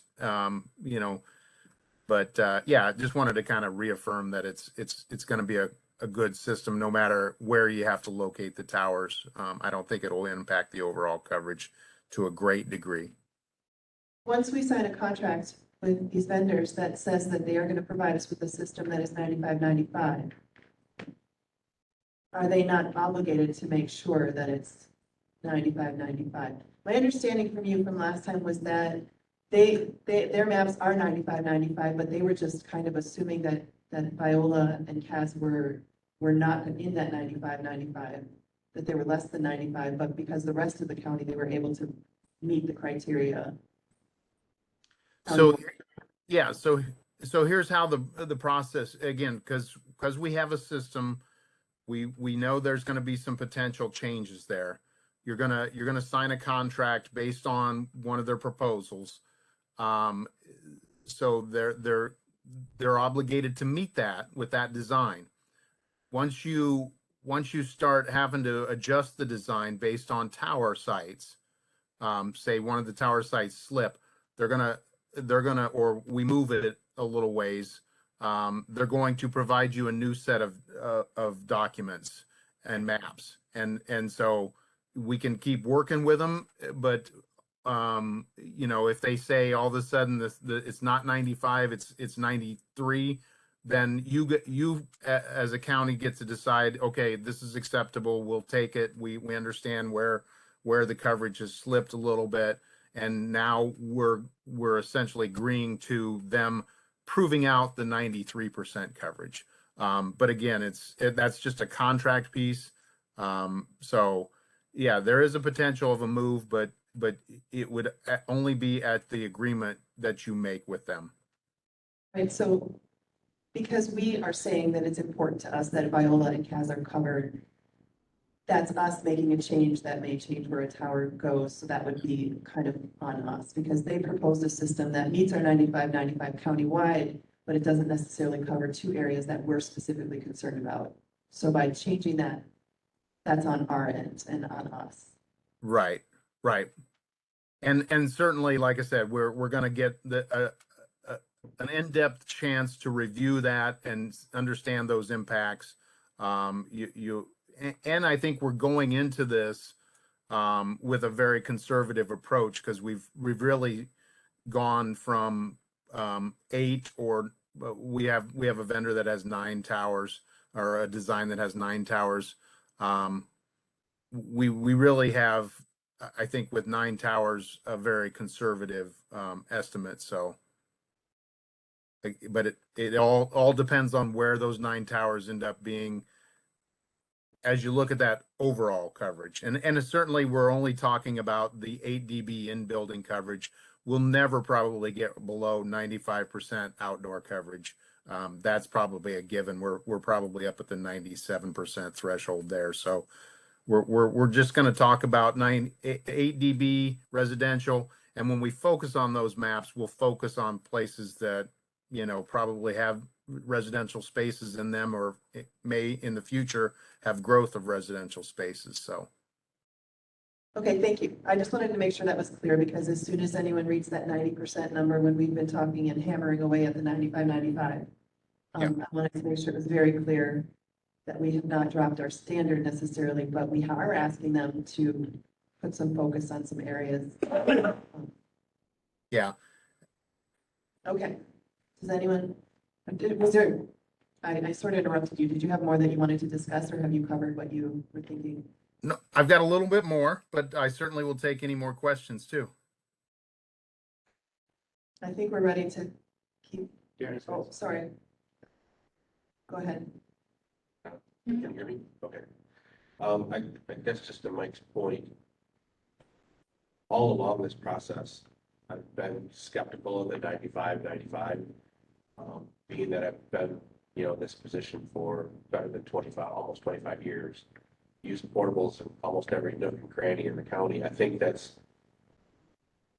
know that's our goal, and I think that's awesome to have that. I just know our terrain, and with our budget and with our tower sites, I think how he's wording this does become a little bit more realistic of what we're gonna be able to achieve with the dollar amount we're gonna have, rather than just leaving it at 95. I think most responders will see that and understand that's significantly better than what we have. So. Okay. Yeah, I just wanted to point it out since I knew it's gonna, we're gonna ask. Yeah. Supervisor Severson? Last time when we talked, last month or whatever it was, we talked about Viola needing coverage. Proposed maybe a greenfield site somewhere in there, so it doesn't work. And then I talked about Liberty. I'm looking at Baycom's primary response and alternate response down at the end of that, where it shows maybe where the proposed tower sites are. See, the state of Wisconsin's got one there, so that's Wisconsin. Yes. Would that be able to cover the Viola area or Liberty? So our understanding is there's no space available on that tower. Yeah, that was something we had discussed at quite length in some other tower project meetings, that we didn't think we could even get on those. Isn't there a question that it could even talk to the tower in Viola though, because of how Viola sits down in a We dip? couldn't get the We're not even height sure of that it'll tower work. to get into Yeah. Viola. As a microwave base. Yeah. Correct. Whether you did a fiber base, that'd be. So would Liberty be an option? No, No? it doesn't have the height to make it.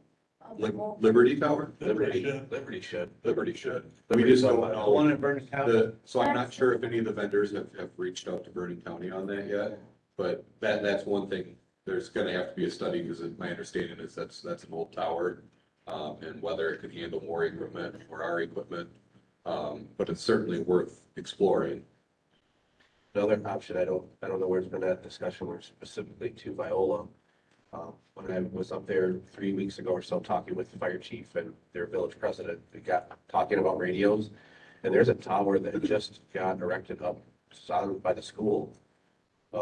And I'm not sure if it's above tussle or what, but they were actually they had told the village president that they are more than willing to work with local units of government, but to have space on that tower.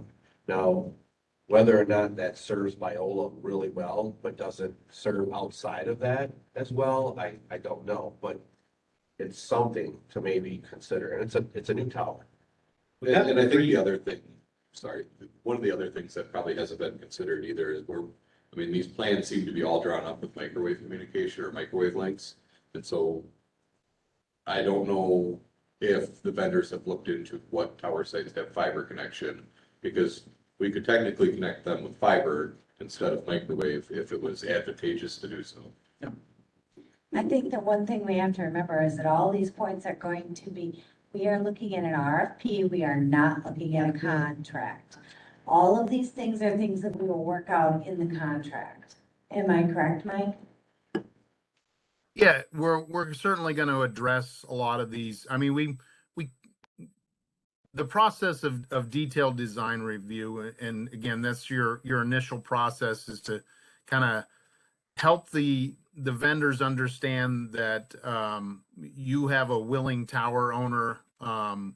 You know, you as the county are willing to support whatever lease costs or whatever build costs there would be in greenfield sites. And so once we kind of get that information to the radio vendor, or if we begin asking them questions like, hey, have you considered this tower? And what does this tower look like? They kind of work with us to give us the feedback of, here's how that changed your coverage, or here's how here's what we need in order to put something on this tower.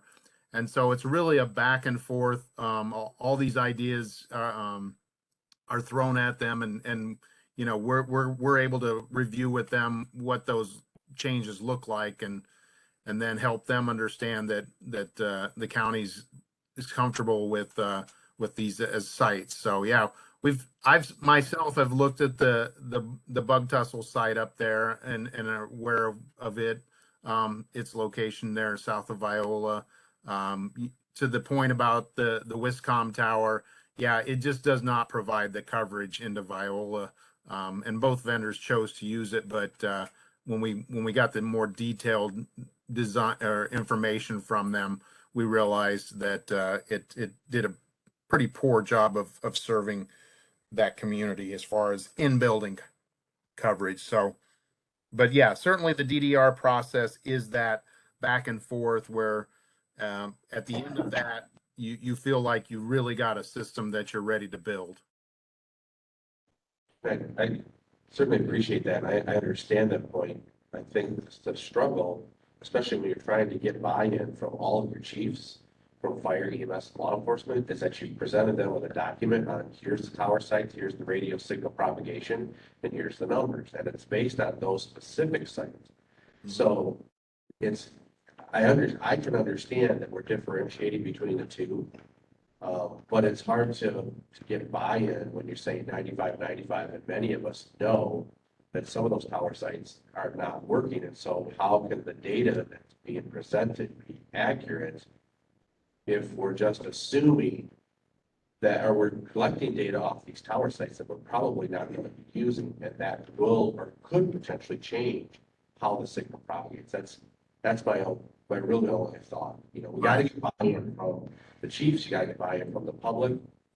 And I've struggled all along with, we're trying to sell this, which is important, extremely important, but we're using data from sites that we may not be actually using. And I just don't want that to get brought up down the road. Once we sign an RFP, we're starting this project, and now all of a sudden we can't find the tower sites, or you know, or the signal propagation isn't what it was. We might know that, but everybody on the outside isn't, and that could create a lot of backlash. As to, you told us this and you proposed this with these sites, and now that's not happening. Just for what it's worth. Yeah, I do understand we're not in that design build out phase. We're just trying to get a vendor secured, and here's the expectation or deliverable. yeah, it's a good point. I mean, you know, we know with these processes, normally we are trying to set a budget, and you know, obviously a county with flat farm ground. I mean, if you move a tower, you know, we talk in general terms that if you move a tower for the most time within a mile or so of where the firm had designed the original tower, that your coverage probably hasn't changed that much. But that again is kind of in your nice farm type community ground. We know Richland County is much more of a challenge. So yeah, we've done a lot of investigation here, I think, because of that, and we know that we hopefully are going into that with the mindset that we're trying to be very conservative here, and so some changes may affect the coverage in certain directions, but yeah, we're certainly mindful of the fact that Richland County is a challenge, and I think that's an important piece to choosing this vendor is to be sure that they're going to be comfortable and understand this to the level we do, because we're going to anticipate that they fully support, probably looking at a lot of different options in some of these locations, just because of the challenging terrain. So. All right, if you wanted to go ahead and continue with other points. Okay. Yeah, just a couple of final points. So again, kind of taking those considerations, those recommendations, relooking at the proposals. I still believe we have the information we need, and believed we have had the information we need to conduct a scoring process. And so I conducted a scoring process of the proposals. We know we have 5 here. Really, we're probably still looking at the higher and the lower one as being, higher one being challenging because of the price. The lower one probably would not meet a lot of the needs that we've discussed here. So kind of really focused on the 3 middle proposals that are within a site or two of well, probably within a site of each other or 2 of each other, and then budgetary are simply about on the same level. So I was able to kind of rank the responses. I ranked them all, even though I again, we know we probably wouldn't consider the 2, but I was able to rank the responses, and so I feel like we have a ranking of the proposals as they've been provided, to be relied upon. Again, really neck and neck here. I mean, and really of the 3 that we're looking at, again, 2 vendors. So it's just really, to me, in my mind, a choice of vendors. But I feel like we have an evaluation and that uses the information they provided to provide kind of that recommendation as far as vendor of choice, if that's the route you want to go. So again, neck and neck, and I think as we discussed, it's going to be very important to make sure you have a vendor that's you're comfortable with. We certainly, within the language, I mean, just want to make this clear, within the language of the RFP, you folks have the right to kind of choose this vendor. It's not necessarily all about the scoring, but that certainly that's within a reason, if you feel comfortable. I know I've had some discussions about relationships with other equipment in the county, and so I think your options are to kind of, or what I would be looking for is hopefully the recommendation here to move forward with the contract negotiations. But certainly, if you wanted to take some further steps, I think there's a possibility of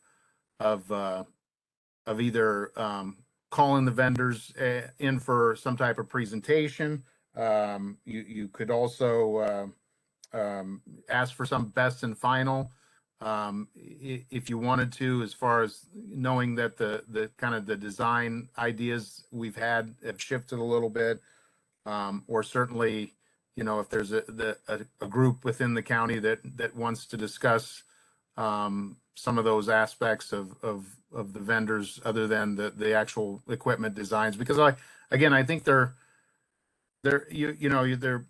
both systems are quality systems and have been used in other counties in the state, and I have no doubt that the equipment will perform whichever vendor we use. So those options are there. As far as further steps, if you choose if you feel like you need some more information to make a decision here. And then finally, I guess, along with that, we've had a little bit of discussion about timelines, but and this might be kind of the balancing between any further investigation and your timeframes. My understanding, or my looking at your schedules, I believe you were hoping to kind of get Board of Supervisors approval and potentially maybe look at approving a contract document with a vendor in July. And so I think we would want to go to work and get back to you folks potentially I think in your June, June, or I suppose July for meeting for approving a contract, and it will take a little bit of time. You certainly have the legal review of the document, but I think we would have to reach out to either one of these vendors and kind of lay out some of these items that we've discussed, and then get their responses, or get them in a room and have a discussion with the county's team, so that we can come to an agreement with one of them. So, just so everyone, I spoke with Administrator Langrick, and the contract itself, once we move forward with wanting to sign a contract, will have to be approved by this committee, but then it goes directly to county board. It does not have to make a stop at finance.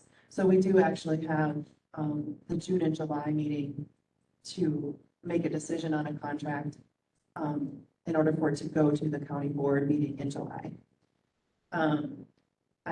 I think we had intended to potentially, as you can see from the cover sheet for this item, we were looking to potentially give instructions to Mike to go ahead and enter into contract negotiations. However, that would be pending our approval of borrowing the money on Tuesday. Obviously, if we don't get that approval to borrow the money, then the contract negotiation should probably wait until we figure out what's happening there. Question, Mike, you said you've done the scoring document, is that available somewhere? Because I'm not seeing that if it is. So yeah, there's some question as to whether we want to, in open meeting, name the vendors, just because if the contract doesn't work out with the first vendor, there's the potential that you would go to the second vendor. I don't know. They both know who they are. I'm not sure. I don't know if it really matters. And you did just put them up on the screen in that 5 alternative.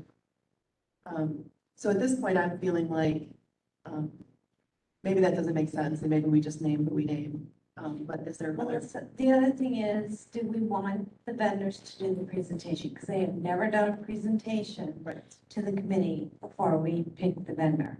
That's the last question we have before we decide that. I don't know if there's any interest from the committee or not. I think they should. I think they should work for it. Professional, that way people, if they have. We're talking to Mike, yeah. I think that we should have them present, and if people have concerns in the public, we can direct them to come here, they can listen to the actual people who are. So would we want to schedule a special meeting though, and not, because otherwise we'd be waiting an entire month before we'd even start negotiations with either of these vendors. So if they're, obviously I think it might be in their best interest of MIS and the sheriff's department and Mike to sit down. And I think we would all want to also be able to listen, even if we're not the one asking questions, but just to make sure we fully understand where these vendors are, what their intentions are, the system. So that being said, we should try to schedule a date. So who would coordinate that? Mike, would that be you? yeah. And certainly, just to give you a little thought about what we've done in other areas, is we certainly can do them online. We've done them online. So if that's a way to get them in quicker, we reach out to the vendors. We give them a little bit of guidance and probably tell them to limit the discussion to an hour. We tell them that they can have the first 30 minutes to make a presentation of their system. we might, in this case, get them to focus on the designs that we think that they have in the consideration. But then we could also follow up with that with a standard set of questions. So we might ask 3 or 4 standard questions of them about their design that we've already put together and probably provided them, so they can respond directly to specific items, and then leave like the last 15 minutes or whatever and for just open questions that maybe come up throughout the discussion or the presentation. But we try and at least balance them. So if we do run over, we don't want to kind of cut off the other vendor. But yeah, I'd say an hour would get it in. Would both vendors be present at the same time, or we would have individual meetings with each vendor? I would say we would have individual meetings. We certainly, could do them, one, with a little gap between the two of them so that we get them both in at the same day or something. But, and they may even be open to doing, evening presentations too. So, but I can reach out to them and ask, yeah. Well, I think there's definitely interest in that. It's important. Yeah, I mean, I'd like to ask them how confident they are in their maps, because nobody else seems to be that confident in their maps. So the only thing to keep in mind is that those would be open meetings. If the board is there, those are open meetings, so the other vendor can certainly choose to be present at the other vendor's presentation. We can't stop that. Just so that they're made aware of that. So if you could come up with a couple, probably talk to them and find out some dates, several dates that work for them, and then we'll try to see what works for the committee. Or do we want to, I think that's easier than us telling them what works for us at this point. So Mike, why don't we try to do that? And I would say sooner rather than later. I mean, I am out of town all of the week or Memorial Day, but I could do a WebEx if we did it online, but otherwise I could be in person after that. So, yeah, let's go ahead and plan on doing that before we take any action on letting you enter into negotiation contracts. Contract negotiations. That's what it is. All right. So we are not going to, with all the action we're taking is we're instructing you to go ahead and bring the vendors in to talk to us. Will that be most agendas?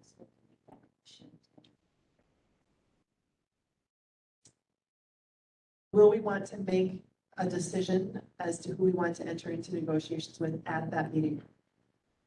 Will they both be at this? They won't be at the same I time. would- Will they be at the same meeting, or are it going to be 2 separate days? I would prefer that they be at on the same day within very close, so that like, if we're in person, one, we can have one and then the next one could come in. If it's online, we could just ask one to come at one certain time and one to come at another time. And adjourn in between or something and just leave it, leave the WebEx going or whatever. So yeah, I do think, do you think after hearing that speak, we'll be ready to make a decision? I mean, I think Mike has based on paper, and he's spoken with the vendors, he has made his recommendation in the document that I think Barb was gonna email to everyone. So it would just be whether or not we agree with that recommendation and if there's anything we want to change about it. Okay.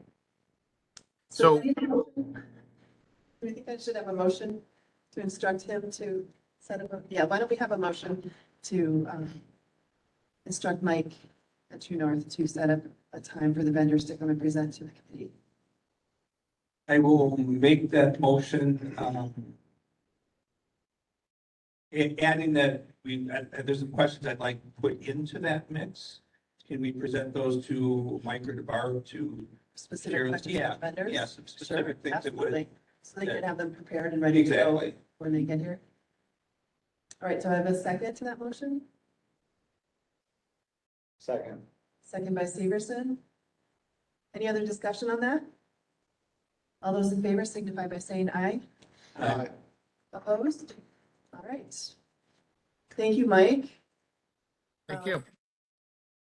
Do we need anything further from Mike? I think we're No, good. to- because we're gonna pull 22 off in Jennifer's email. Right, yep, okay. All right, so that done. That brings us back to item number 17, discussion on using the sheriff's department remaining funds from 2021. Go ahead.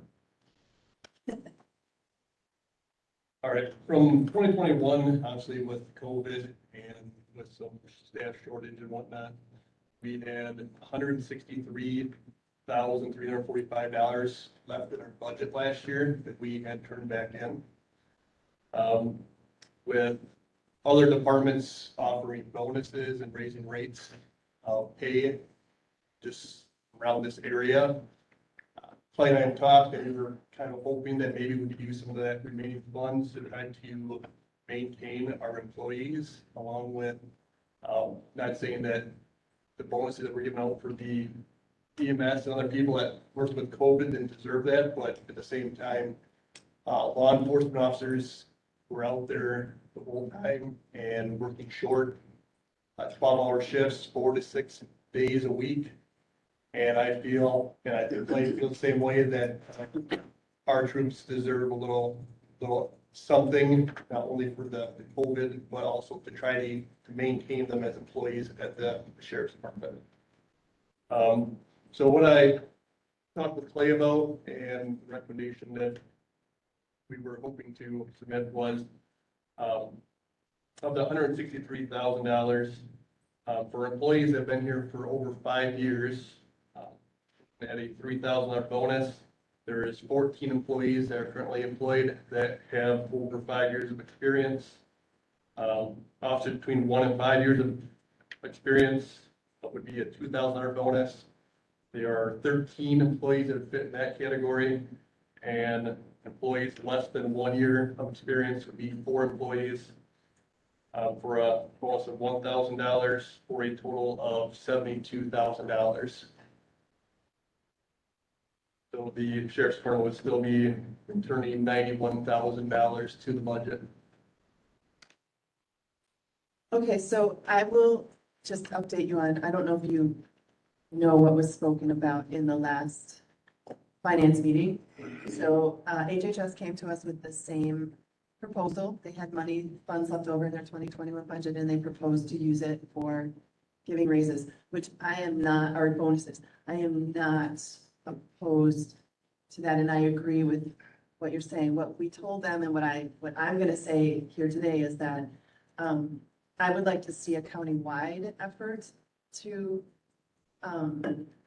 try to give raises and bonuses using this money that was left over in any of the department's funds versus just doing it hodgepodge here and there. So I'm not opposed to the concept at all.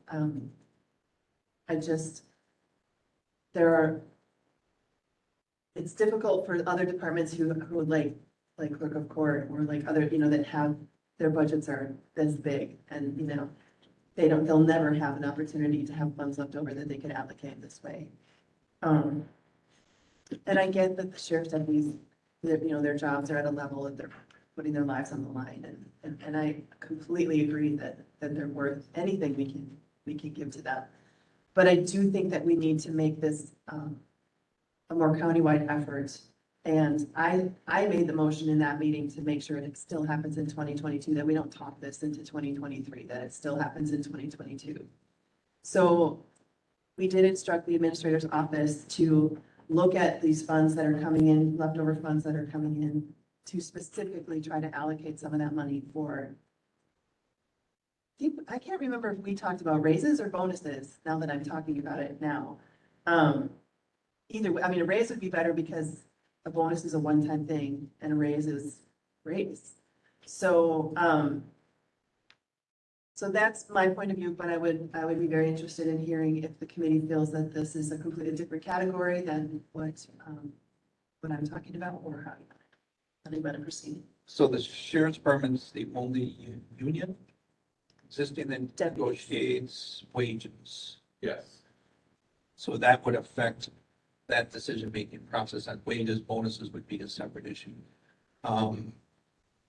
Yeah, I'd like to see how that collaboration comes together. I don't know I don't know what the funding is that's coming over from HHS. HHS. It was something. actually similar, like one. 147, I think.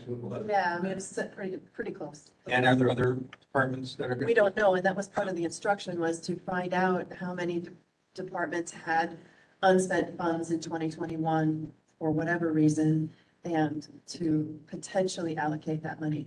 Now, the other thing to keep in mind is that we are looking at $1 million gap in our budget for 2023. And I'm sure that, that money that came back into the operating budget, the general fund from 2021 is probably, being looked at to to partially cover that deficit. So I mean, I am 100% supportive of wanting to do whatever we can for our employees. And I get that we are competing with a lot of different people who are paying more. I really want to try to do things in a more methodical way and not just filling in here and there, and to try to do it on a county-wide. And that's not to say that it would be divvied up equally among every single employee. I'm just saying we need to address it countywide. How much the deputies make and how badly our need is for deputies is different than, positions in other places in the county. But that doesn't mean that I just want to make sure we're doing this systematically and not just filling in, putting our thumb in the dam. And I can appreciate that. So, yeah. But if there's other opinions from the committee as far as your thoughts, whether we could make the recommendation to finance this would have to go to finance and then to county board. So we can make the recommendation to move forward with this and send it to finance for a second discussion. There is merits to that in helping the finance committee understand that there are other departments, although we have instructed, the administrator to really do a top-down look at what our leftover funds were in 2021. Madam Chair. And first, Yeah, she's been plaguing at me for a while. Somehow this has already got out into the community because I got a phone call yesterday.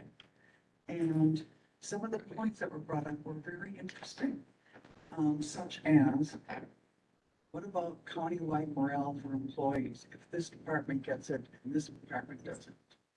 The other comment was Joe Blow sits in his office and he's going to get $5,000 where I'm out there in the public and I'm only going to get one. And they're saying it's due to COVID. See, these are things that were said to me. So, I said, I certainly will bring this up. How do I feel about it? I feel anybody who is exposed to anybody in COVID deserves something.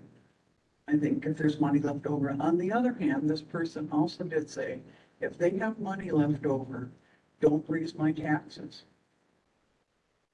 So there's a fine line on all. Well, 2021 was particularly different in that we did get federal money coming in that was not anticipated during the budget process that covered. So we didn't spend some money because we had gotten federal funds to cover. At least I think that's an accurate statement. Between that and the fact that we were 6 officers short for majority of the year, there's a lot of funds that That's what you ended up, right, and that was not an ideal situation, was not safe for the deputies, it was not healthy for the deputies to be working overtime to cover.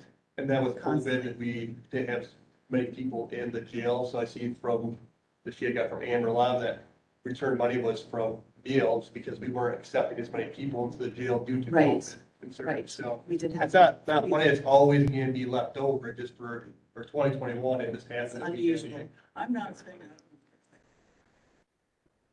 This is a great idea. Well, I do think it's But important for people to understand that. I mean, there's the Right. impression that, people aren't gonna say, oh, they deserve it, they're gonna say, where's mine? So I think we have to be careful with this. Right, and I think that's why having a county-wide evaluation and looking at that, and I do think it's important to have the discussion of why there's money left over. I think that's a piece we should make clear, that it isn't that they over budgeted and, like we're padding our budgets or in any way. It's just when you only have 19, 17, 18, 19 inmates when you budgeted for our normal, which is 25, 20. This person would have called me this afternoon when I had more information, so I knew nothing about this. So I just kept saying, I'll find out, I'll put it out. That's all you can do. That's all you can do. Madam Chair, Yes, go ahead. you were just asking opinions. I'm as a former employer, I'm always concerned with retention because you can't get new for the most part, so you've got to retain what you have. So I would be in favor of a dual role thing of bonuses, maybe smaller bonuses, but wage increases also. The bonus can be a thank you for the last 2 years that you put up through all this BS. And the wage increases to possibly help cover the small part of the 8.3% inflation we're standing right now. So that's just my opinion. Yes. I just wanted to, if I could maybe be, or wasn't aware, but, and again, I have nothing, no say or an opinion on who should get a bonus or who shouldn't. But I think maybe there is a misconception about some of the money that's gonna get divvied out to those that responded to COVID. That was money that wasn't county budget. That was money that public health was given Specifically. to respond to COVID. And when Director Thorson gave her list over to me and she kind of shared her thoughts on it, individuals who actually went outside of their job duties to do COVID response are the ones getting it. I don't want it to be just like, well, it's because of COVID, so they got something. These individuals had to go out, swab noses and give vaccines and do contact tracing.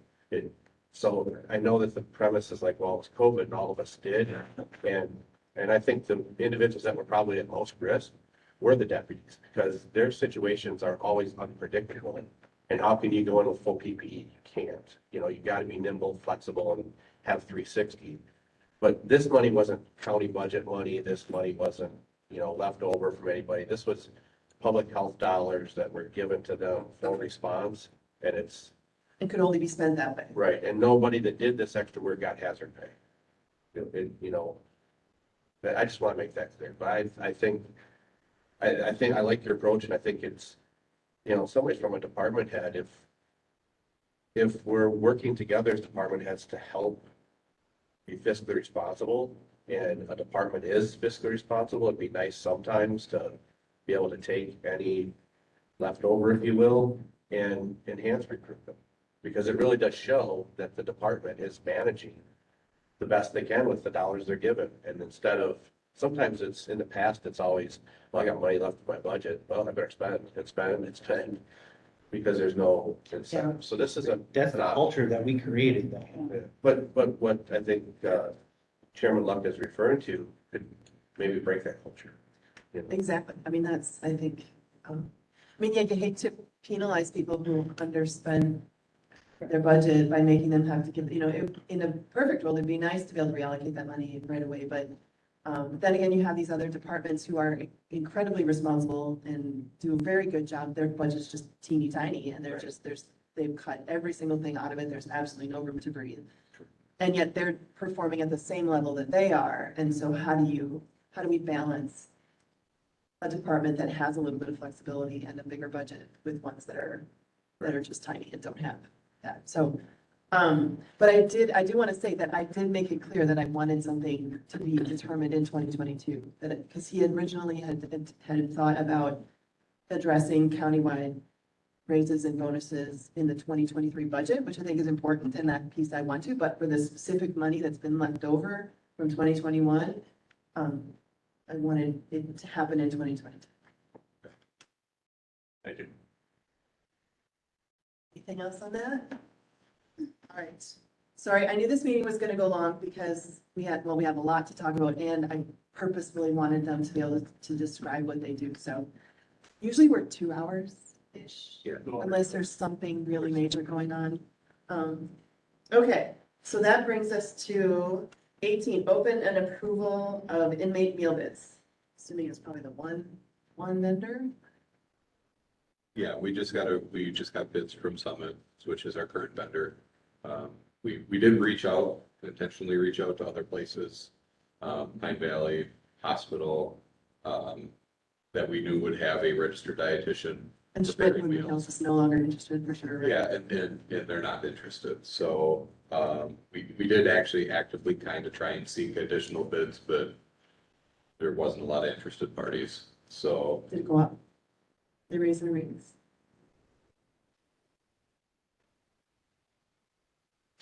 So the bid is in your committee file, and it looks different. So and I had to have Jeff from Summit Foods explain it to me because I didn't understand it. So if you look at the bid, it shows a meal price of $1.15. But then there's also a management fee of $119. So what Jeff explained to me is that the $119 is a daily fee. So you'd have to take that 119 times 365 days a year. That equals $43,435. So that's just for them to deliver one meal, like. That includes their like capital. their labor, their liability, their insurance, their gas. I Their mean, trucks, their whatever. yeah. So that's what kind of brings the meal price down to $1.15. I calculated it out. So $1.15 times 3 meals a day is $3.45. If we take it on an average of about 25 inmates per day, the daily cost would be $86.25 for meals. And then if you take that times 365 days a year, that is $31,481.25. So the total with that daily fee comes out to about $74,916.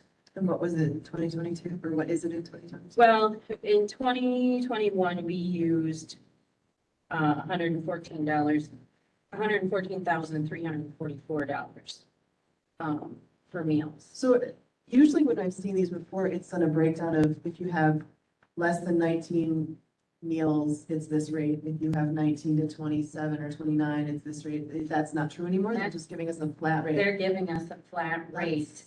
And just before the meeting, because in his original letter he sent, it didn't state that it was for 3 years, and he sent me a letter stating that that would be for a 3-year contract. Yeah, so I think so. it's really different how they decided to bid it, because right now, you're right, depending on the count in the jail, depended on the meal price per inmate. Because right now, I looked at a bill from this last month, and we spend about $5.45 per meal. Inmate. So that's good news, I guess, right? Especially that he's locking in it for 3 years with all of the inflation and the things that are going on. That's interesting, but we'll take Lock in for 30 days. it. So the county will be responsible for the following, and the top thing is utilities for the kitchen and storage facilities. What does that mean? We don't have a kitchen, correct? yeah, we're using Grant County's kitchen currently. So are we getting charged utilities from Grant County? So as far as what Jeff told me, everything kind of remains the same as far as the meals are made at Grant County transports them here. They have like warmers that they're brought here. So I don't see any. So those charges are not something different that's gonna bite us later. As far as what I've been told by Jeff, no. Not gonna get a utility bill from somebody that brings it up to, you know. All right, well, committee members. Someone like to make a motion to accept this bid? I will make a motion to accept it, being it's also the only bid. Right. Second. All right, I have a motion and a second. Any further discussion? All those in favor signify by saying aye. Aye. Opposed? Motion carries. All right, that brings us to item number 19, permission to seek other bids for cameras in the jail. I think we can skip this item as I believe we're gonna be rolling this into jail controls, under the radio project. When we're forced to split radio controls and jail controls. Okay, We'll integrate the camera system with the jail controls. the funding that we had for cameras will just sit somewhere. It'll go in. The borrow money will go in because we're gonna spend all the time on that. So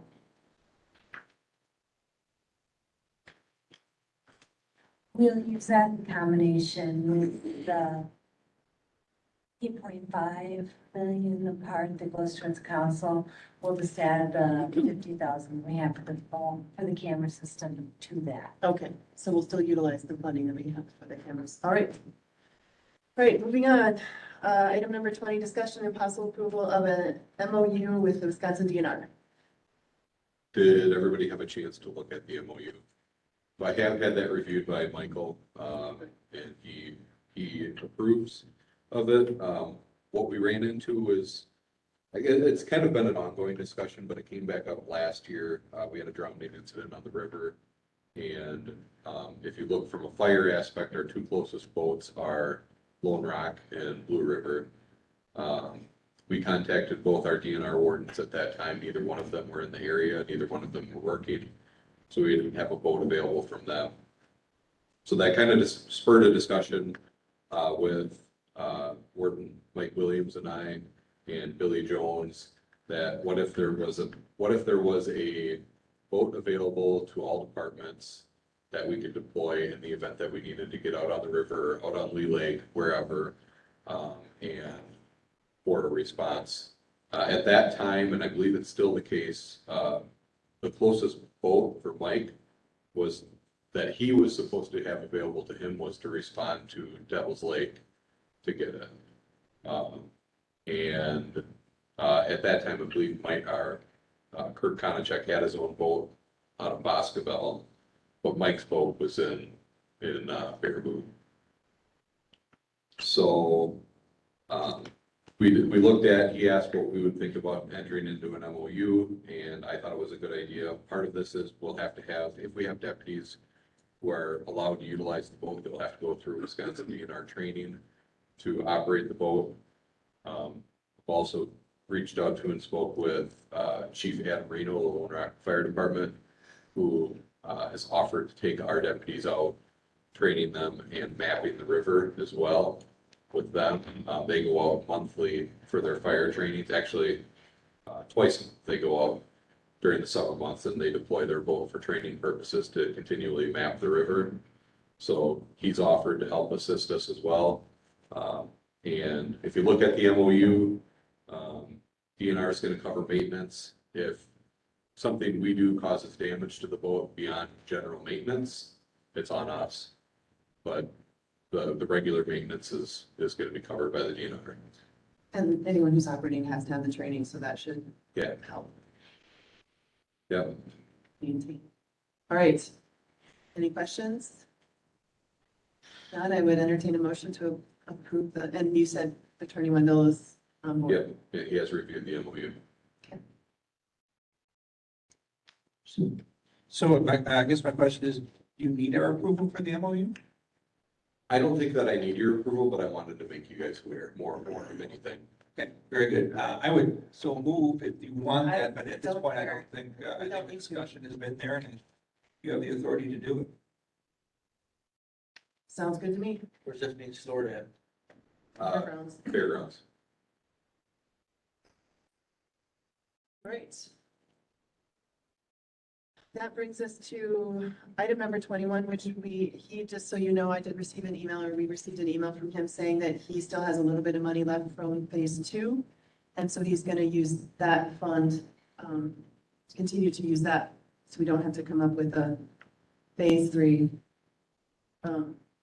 I'm sorry, that 21 we already did. 22 is approval to enter into a phase 3 contract with True North Consulting with Mike, but he's going to utilize a little bit of funds that are left over to go through the contract negotiations to get us to the point where he's.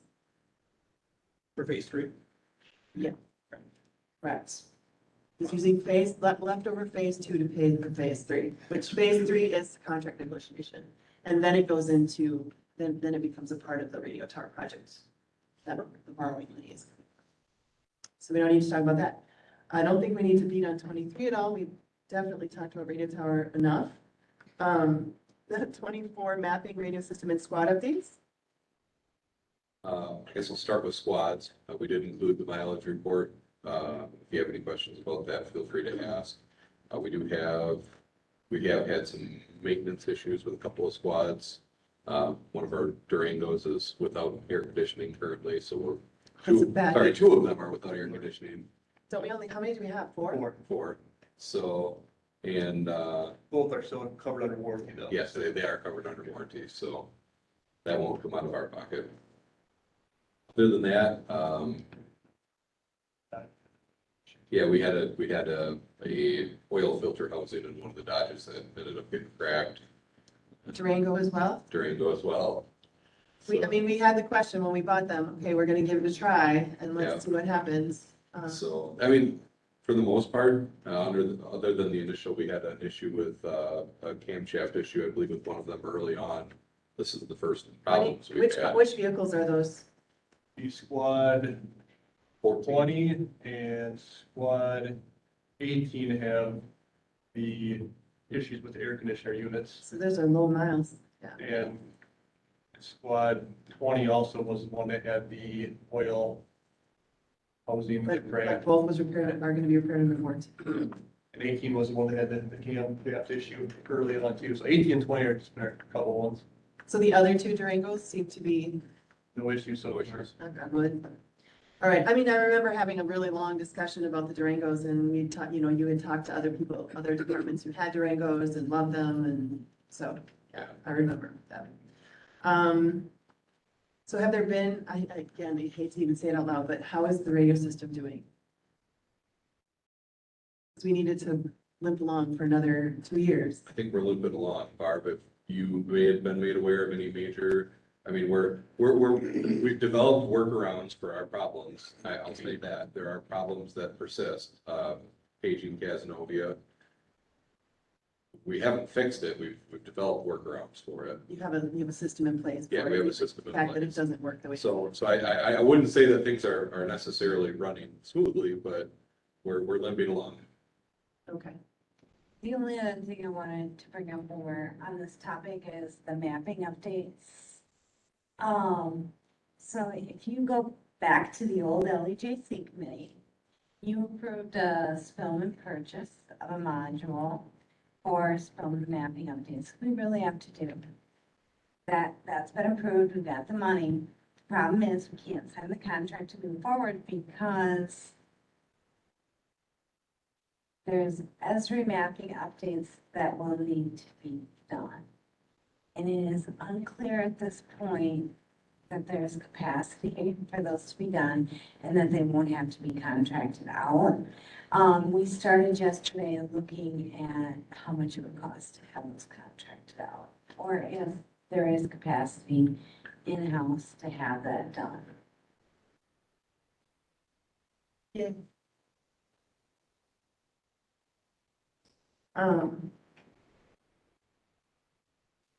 Anything else on? Nothing else. Okay, so discussion and possible approval of new meeting day and time. So we have historically met on Friday mornings for as long as I've been on the committee. At one point it was changed to 9, but we've been back at 8:30 for a while. You know, Fridays are probably not always the best day to have a meeting as far as people being gone or whatever. Yeah, it is, because as soon as the meeting's done, you can start your weekend. Well, there is that, there is that. What I'm looking at. Unless, of course, you wanted all of Friday off. So I know, I'm open to suggestions. I'm fine with it the way it is. The DA and the Clerk of Court the DA had made a statement that they have court on Wednesdays and Friday mornings, and so other days would be better, but they really have court almost every day, from my understanding. I mean, it seems like they have some sort of court function. So the reason they're first on the agenda is, and we had it at 8:30, was so that they could go first, so that if they had to go into court at 9, they would be able to do that. So I guess I'm just open to suggestions from the committee, and we want to keep it the same, or do we want to change it? I like it early. Yeah, definitely earlier. I think right now until we sort some of the whole committee structure, I'll try to meet before coming board and some of those Not sure. Yeah, because sometimes with the second Friday, we are meeting the Friday before the meeting on Tuesday, which makes it a Right, little right. difficult when we're forwarding resolutions to the county board. You know, so maybe the first Friday, but I think there was something else going on the first Friday. The fire chief, something. I mean, is anyone opposed to the first Friday versus the second Friday? And do you have a different day that you think would be better from your departmental standpoint? I guess not necessarily. I wanted to propose it as a possibility for change because, you know, We could. my big thought was exactly what you said is, we meet the Friday before county board and it's difficult to get things on the agenda. It is. So I have items on the agenda for the county board meeting that hadn't been approved. Right. Just pending, I was gonna send Right. Derek the yay or nay once this meeting was over. What about you, as far as the day, time? First Friday of the month was traditionally when my Spanish committee meet. We didn't Oh. meet regularly, Yeah, but, you know, the only day that would be a problem for me would be Thursday morning. So, but I can make whatever. Supervisor Stevenson, how does that work with your work schedule? It's gonna be Tuesday. So is there a different daytime that would be better for you, or is it just, you'll just deal with it? I'll probably miss some stuff, so. Um, Usually if it's this Thursday, like if it's the Friday after the Thursday, because I got health and human services, and there's sometimes when I'm not working, but then there is times. Wednesdays are always usually my day that I have off. Then I'm coming off on Tuesday, coming here right after a 12-hour shift. Staying No here for punchy? 4 hours now, so so punchy, yeah, 3 hours. 3 hours. Well, do we want to change it to Wednesday to accommodate that? Do Is that, whatever you need to does do. anyone have the schedule open? I do, I've got So we the something that was second on Wednesday? That's the one day.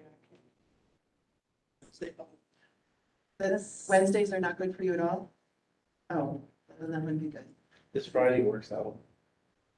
9 in the morning, as long as it doesn't. Do you want to, why don't we do this? Why don't we try it the next few times and like see how it goes? And then, Carrie, you just let us know if this is just not tenable for you and we can have another discussion about what day. Okay. Does that seem reasonable?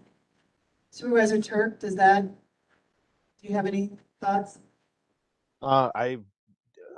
Friday mornings at 8, I'm meeting with my supervisor, so I typically then have to attend virtually because I don't have time to finish that up and then get to the physical location of the meeting. But as long as you don't have a problem with me attending virtually, it's fine.